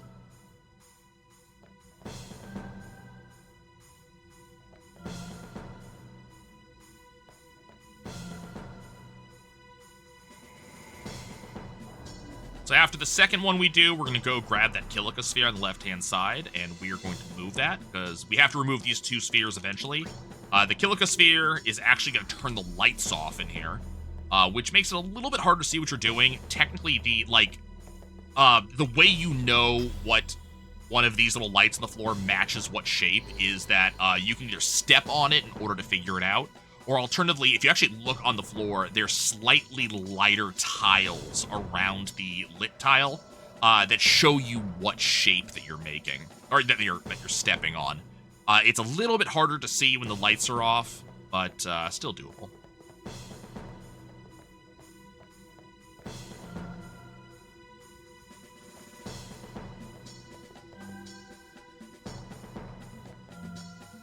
One day, I will actually commit all of this to memory, but today is not going to be the day.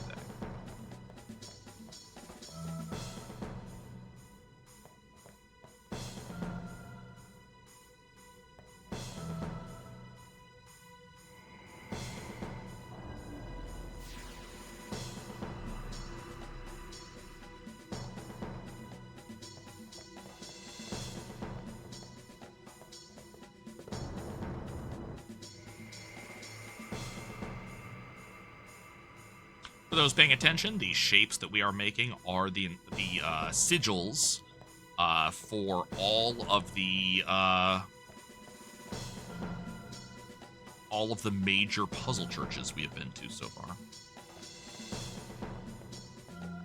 It does have a very cool, like, this is a, you know, breakdown of your journey so far, which makes perfect sense, because that is kind of the, theme of the Zanarkand ruins.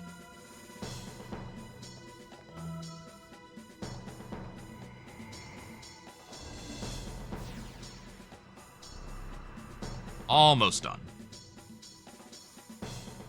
Now, my party is already what it needs to be, but you do want to make sure going into the next puzzle, or, you know, after picking up the second sphere, you do want to make sure that it is Orin Unatitas that you're using, and that is how the remainder of our fights are going to be. We're always going to be setting up so that those three are there. And like I said earlier, this is purely because of those first strike weapons we have for them. It means that we get 3 uninterrupted turns at the beginning of combat, plus any other turns that we may get due to our stats. But we always get at least 3 uninterrupted turns at the beginning of any combat.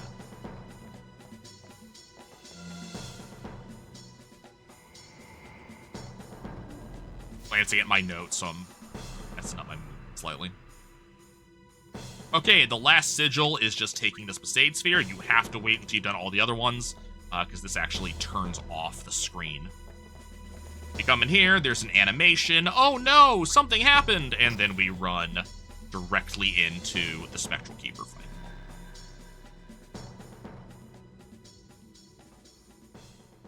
The Spectral Keeper fight is actually kind of funny, because I know that, like, in casual gameplay, I've always been overpowered going into it, but I also know that it's actually a reasonably difficult fight to deal with in a casual playthrough.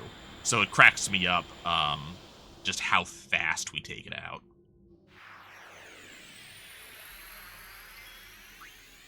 Hi, Bahamut. Haven't seen you in a while.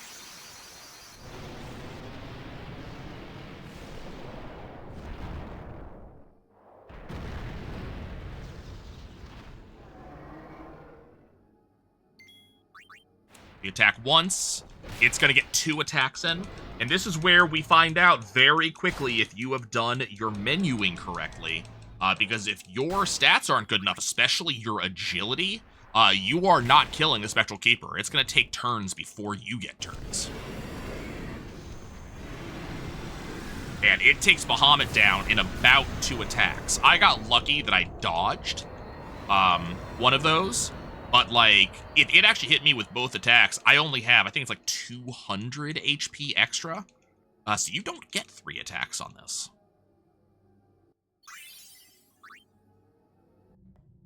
We're going to heal real quick.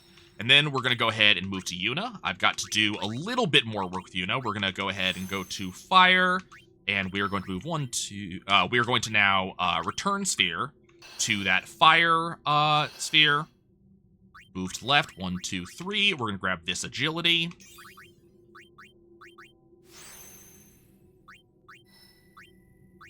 We're going to move down here.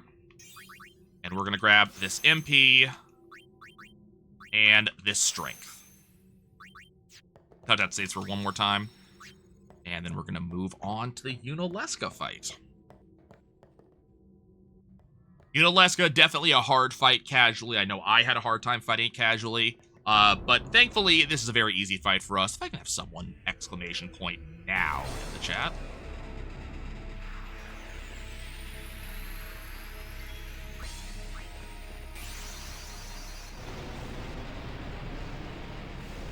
Thankfully, Yunalesca is going to be very easy for us. The problem for Yunalesca is that summons are immune to her stuff. Thank you, Kit Kat. Now, this is it. Now is the time to choose. Die and be free of pain, or live and fight your sorrow. Now is the time to shape your stories. Your fate is in your hands. So all of this stuff that Yunalesca does is actually, like, Yunalesca is entirely based on the concept of are you zombied or are you not zombied? And that's how all the strategies that you have to do casually actually work against her, is just making sure that you are zombie at the right point, not zombied at others. And the fun part about this, as I lose time, is that Bahamut is immune to that?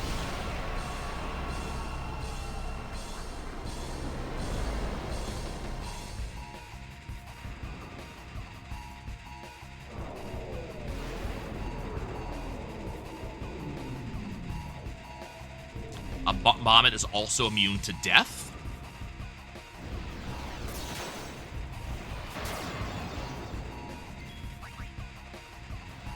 Okay, we're looking at our drops. We are hoping that we get a zombie strike weapon.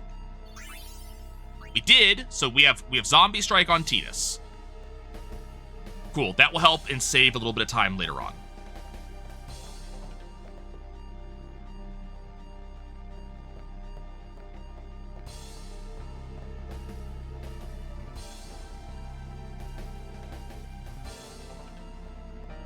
Just like that, guys, the run is almost done. Like, we are actually almost there.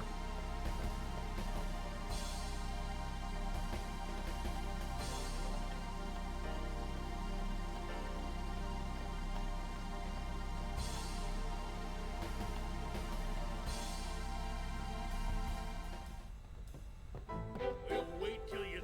Oh, right.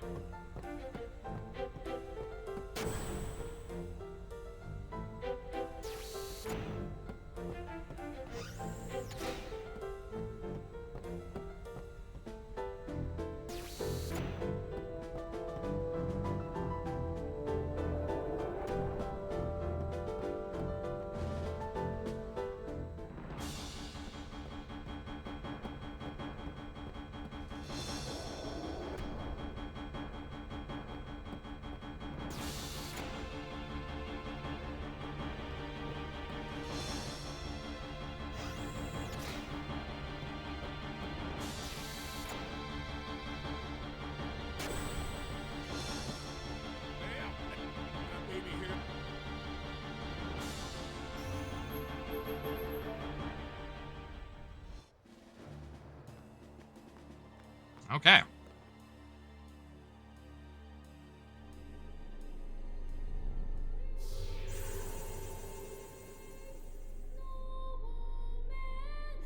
I must thank. So, So.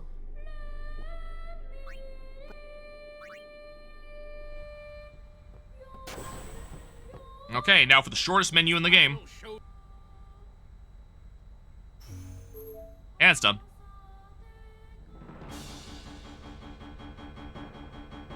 Tell Sid we want to go fight Sin, and go and do it.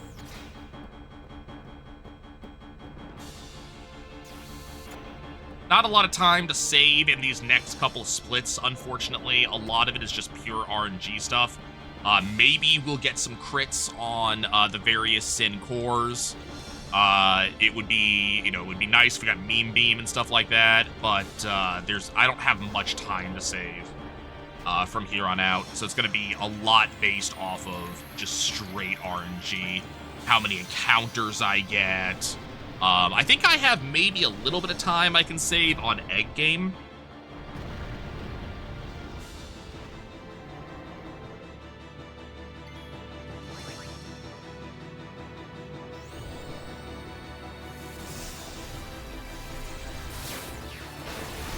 Go for it.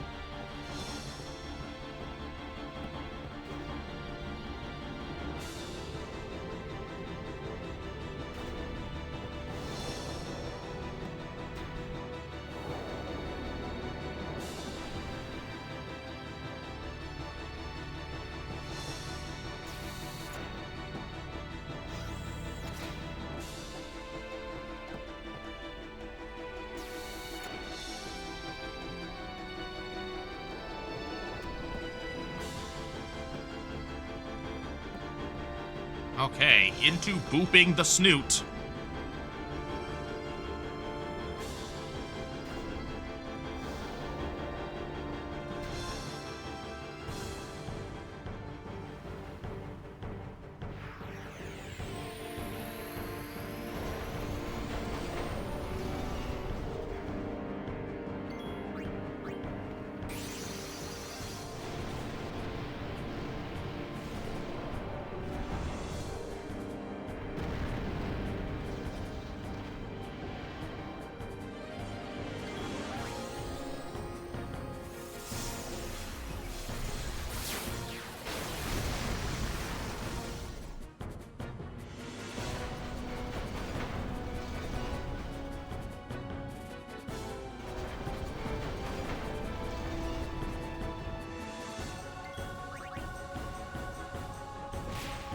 No crit, that's fine.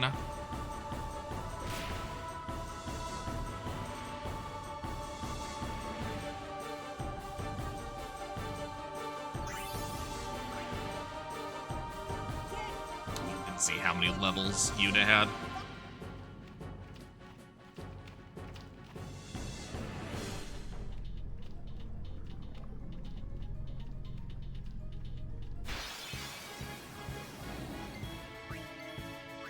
Live and let live.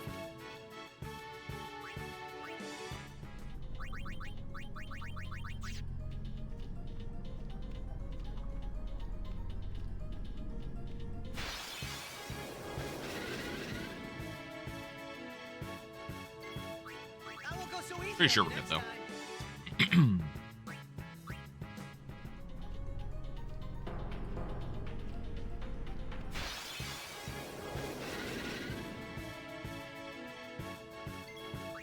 Live and let live.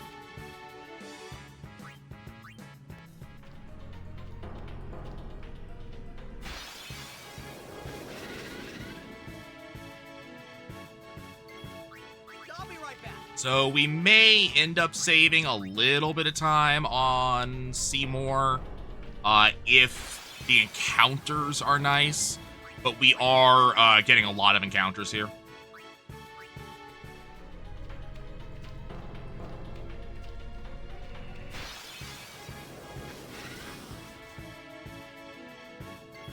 Live and let live.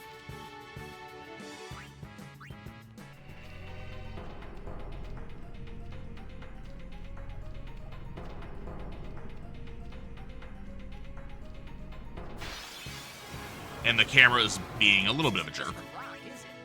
I won't go so easy on you next time.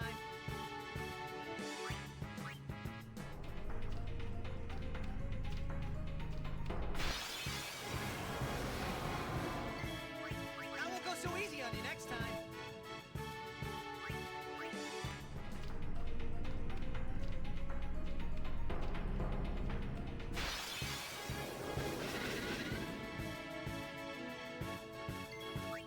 Live and let live.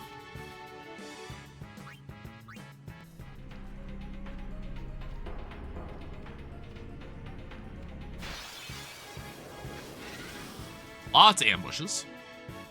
I won't go so easy on you next time.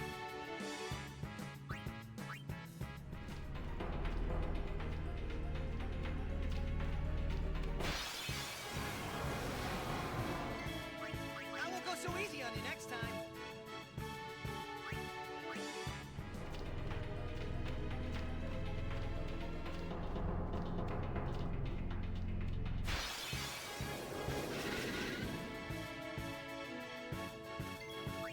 Live and let live.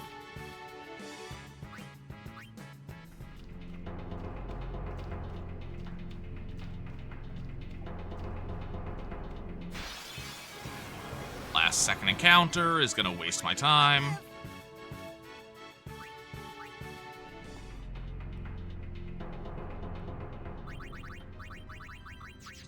Tidus, Or, and Yuna, let's go. Okay, Yuna defends, Tidus armor breaks, and then we attack.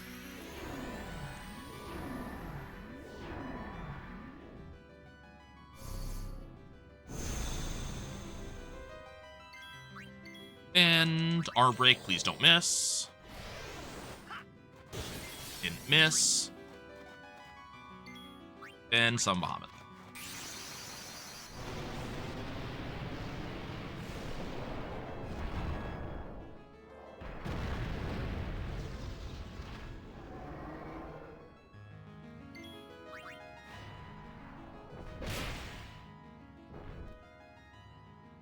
Lost some time due to encounters, kind of as I predicted.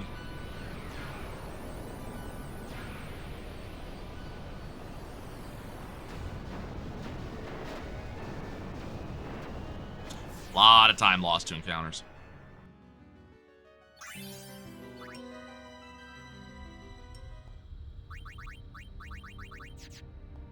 Mario Orin.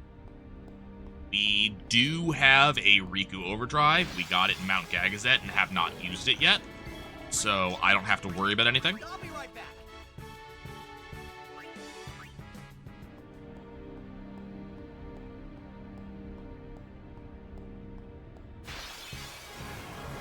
Yeah, I'm going to touch the save sphere just for the exit. I'll be right back. I just haven't touched a save sphere at all since before Yunalesca. Thanks for the good luck, Caitlin.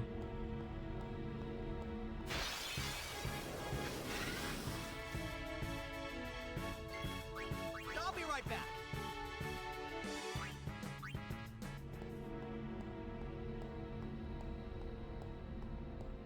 Hopefully we'll have... I don't need to. Bahamut only has 800 health right now. How much damage does BFA do when he attacks?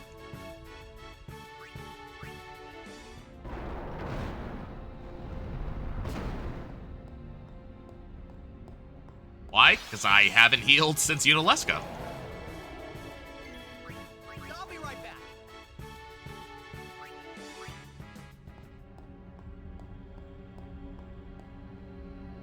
Yeah, that's why I'm going to hit this real quick.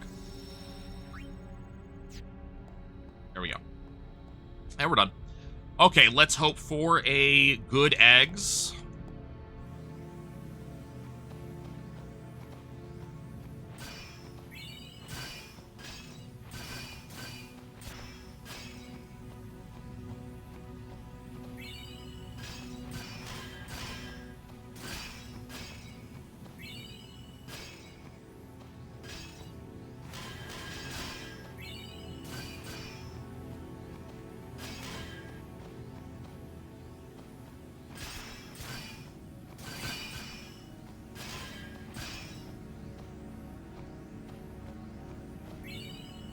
This one I'm probably not going to reach. Yeah.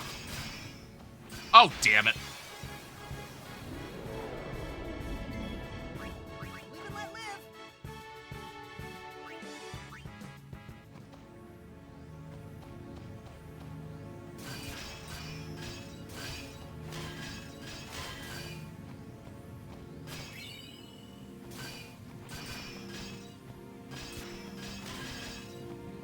Not a particularly good eggs.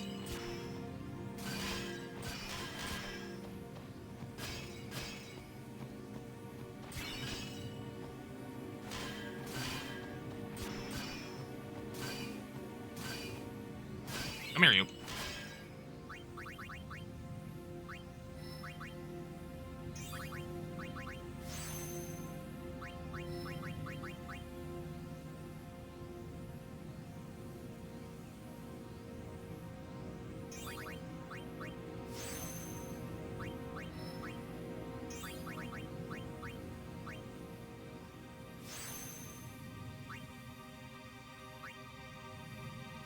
Okay, fine.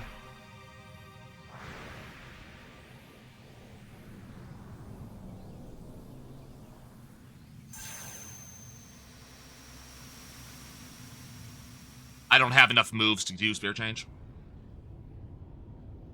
Oh, you know what I could do? Hold on. Hold on. I have an idea.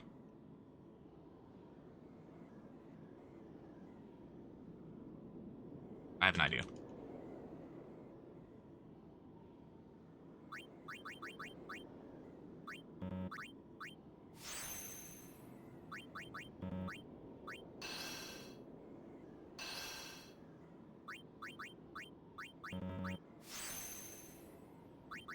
There we go. We're good. Thank you, Kit Kat.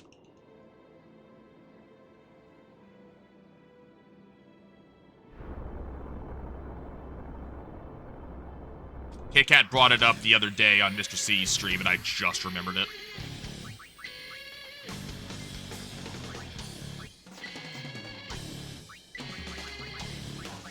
Aid. HBC.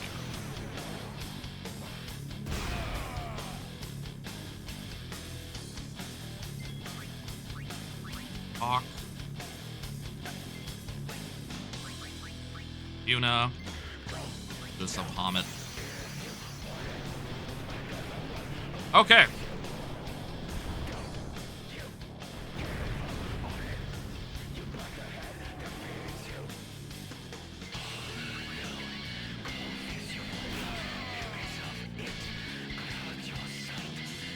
So now we hope for Meme Beam.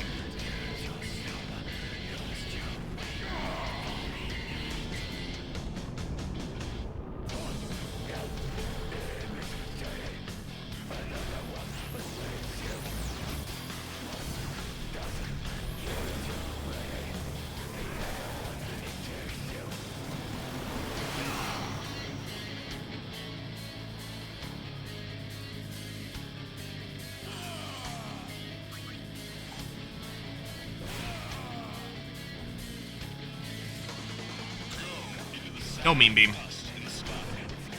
Okay, well, I think that kills the sub 316.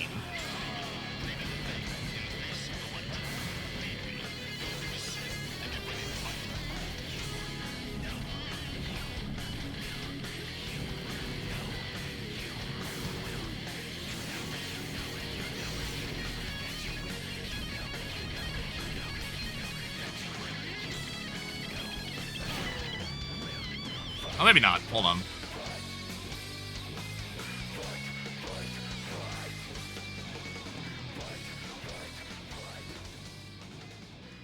Yuna!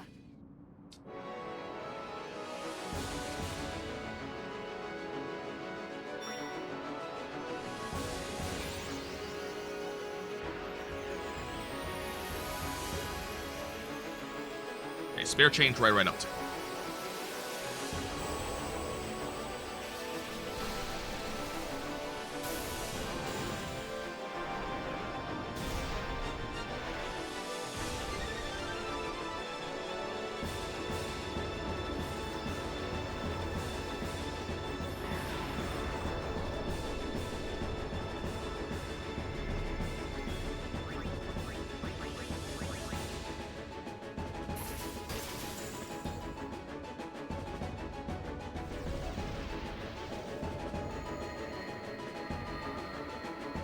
Right up 3.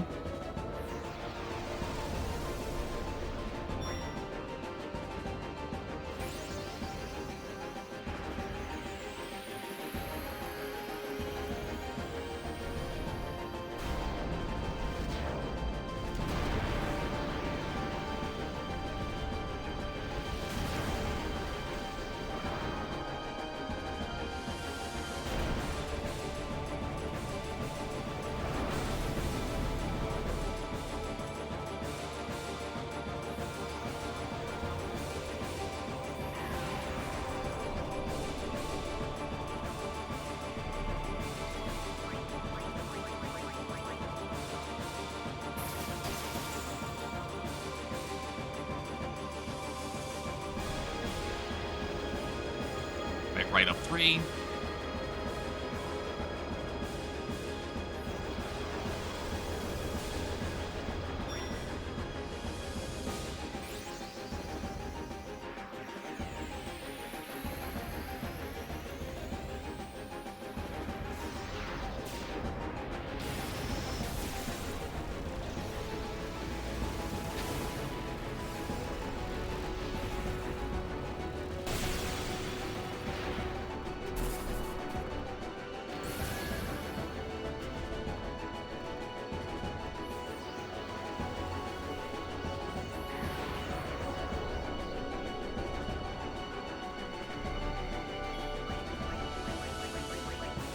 Right up 3.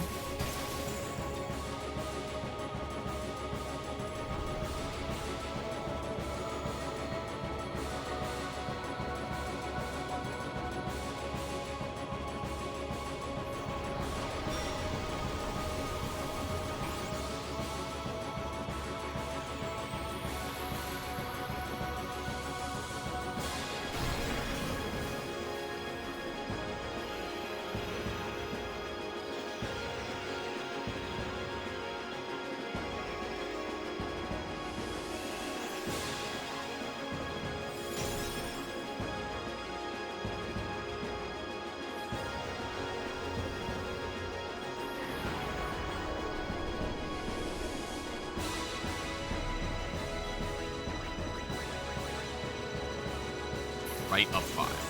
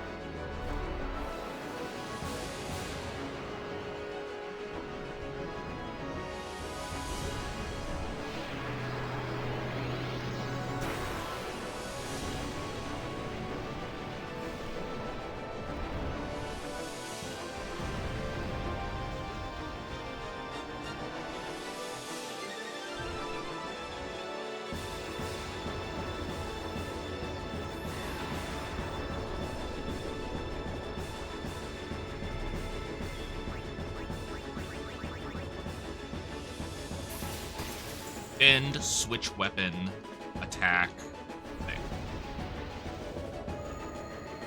I think we may be losing time here.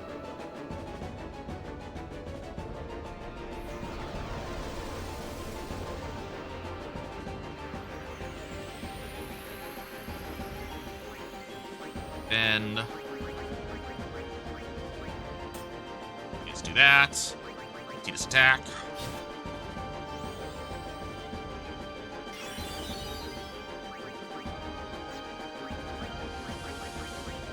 Okay, cool. Sub 316. Damn it. It was so close to the sub 315.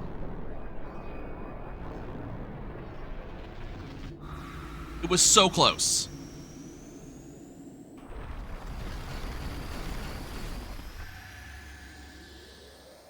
Early game kind of sucked a little bit. You know, we had a very good time against Ames, coming into the 312, which was nice. Click was nice to me. Tros, look, we didn't have luck on Tros, so we didn't get to have a time save there. I'm not gonna have to run against a Tros anymore that had chain skip, so that's always nice. Lagoon was just a dick. Normally we would save time on Lagoon. We actually lost time on Lagoon just because we had 3 encounters. That ends up happening. Kamari, no crits. Senyukillies was about average. But then we got to Kilika Woods, and Kilika Woods just sucked. Like, we got almost no good encounters. We were behind on everything. We ended up getting, you know, we got haste in time for Oblitzerator. We didn't have early haste or even Machina haste, so we ended up losing even more time on Oblitzerator. Blitzball was actually really bad, because even though we won, we lost all this time to Blitzball. Because of all of these extra encounters I had to have because the goers were being dicks. So there's still like 30 seconds on average to save in Blitzball. Garuda, the reason we lost time is that I had a lightning steel and I went for double shear strats. So we lost about a second on Garuda because of that. Mihin High Road, we did not actually have a bad Mihin High Road, but the old road was dicks. We had a number of encounters, a number of ambushes, so old road kind of sucked. So we lost 30 seconds on old road and 30 seconds on Blitzball. We lost 30 seconds on Oblitzerator. So that's already a minute and a half we could have been ahead. Then we had Terra Skip, where my dude soft locked me to the right, which lost me a full minute. So that is 2 minutes we could have had saved right there. We had a reasonably good high road otherwise. Moonflow was fantastic. Extractor was good. Like, we had first hit slow on Extractor. The 4 seconds we lost Extractor is literally just because I forgot to set Waka to official ball before going in. Solid Guado Salam. We had a couple of ambushes on the Thunder Plains, but nothing really bad, so we lost a little bit of, like, we saved time on the ambush plains, but we could have saved more, but fine. Spheromorph, we had multiple encounters in there, so we lost a little bit of time on there, fine, not a big deal. Good Crawler, Seymour was fine, Wendigo. Wendigo killed Titus. It's the reason why we didn't save more time on Wendigo. We could have actually saved 30 seconds there. That would have been 2 minutes, 30 seconds saved. Home, we actually lost a full minute on home because I got ambushed on the 3rd fight. So that's another minute lost. So that's is that 3.5 minutes now? Like 3.5 minutes that the game just took from me in these sections. The Veil Trials I screwed up. That's 20 seconds I could have saved right there. The Bahamut split, I think we had an extra encounter in the Bahamut split. I think that's why we lost at 30 seconds there. We ended up making that up on Seymour, so, no big deal. Good Biron and Yankee split. Seymour Flux, we got a crit to save seconds. And then Sanctuary Keeper, we lost another 30 seconds there just because of encounters. That is now up to 4 minutes we could have saved. Yunalesca, I think I ended up somehow not having enough sphere levels on Yuna. I'm not 100% sure how. I know why Yuna was 1 sphere level under going into BFA. I know why that is, and that's because I didn't move Lulu far enough when Lulu did her movement. She had to go down on top of the strength. I stopped her before the strength, so we lost like 2 levels out of that, but I'm not sure why we had 2 levels under going into Yunalesca. But, so that's why we lost 45 seconds there, because I had to stop and I had to, beat up a Defender X. So that's like 5 minutes I could have saved right there. And then, I don't know what ended up happening from Sin Core onwards. Like, we just ended up bleeding about another full minute. It's another 6 minutes I could have saved. Like, if you look at everything, if the RNG had actually gone my way, this actually would have been a sub 310. But I have at least posted another PB finally. It took me 2 weeks to get this. Better movement overall, remembering a lot of stuff. I was actually slow in a lot of menus, so I was trying to explain things, kind of practicing for an event type thing. So there's a lot of menus where I was slightly distracted. I was running a little bit slow. All my movement was better, but not as good. One of the things I like is that I'm remembering a lot of the stuff more than I did before, so I'm less, having to look at the instructions less. So, very, very positive stuff overall. I wish that the time save had been bigger. That's ending up being a, 2 minute and 17 second time save. I wish it could have been bigger. I wish that some of those weird things that happened, especially freaking home, had not happened. But overall, not a bad PB. I'm pretty happy with it.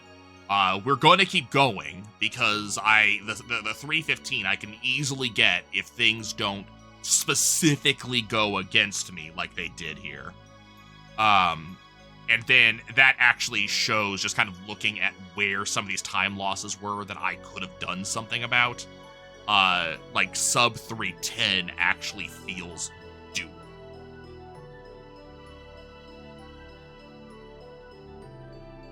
And especially because that was a one and done run today. I didn't have to do any resets today, which also feels good.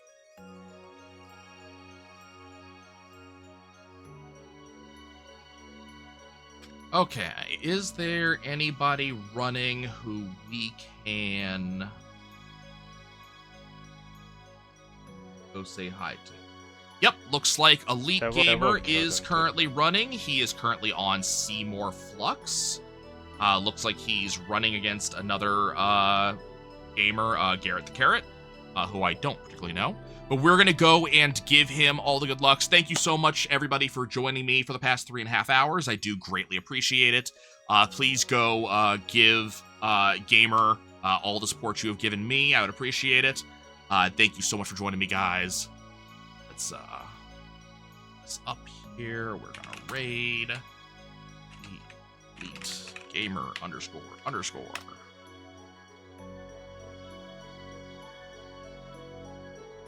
Hey, new PB, woo! Let's go make sure that we give support to Gamer so he can also get a new PB. I don't know what his current pace is because he doesn't have that on his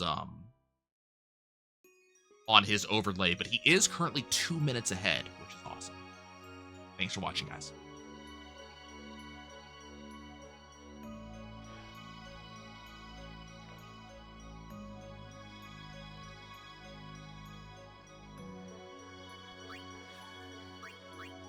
Oh, thank you for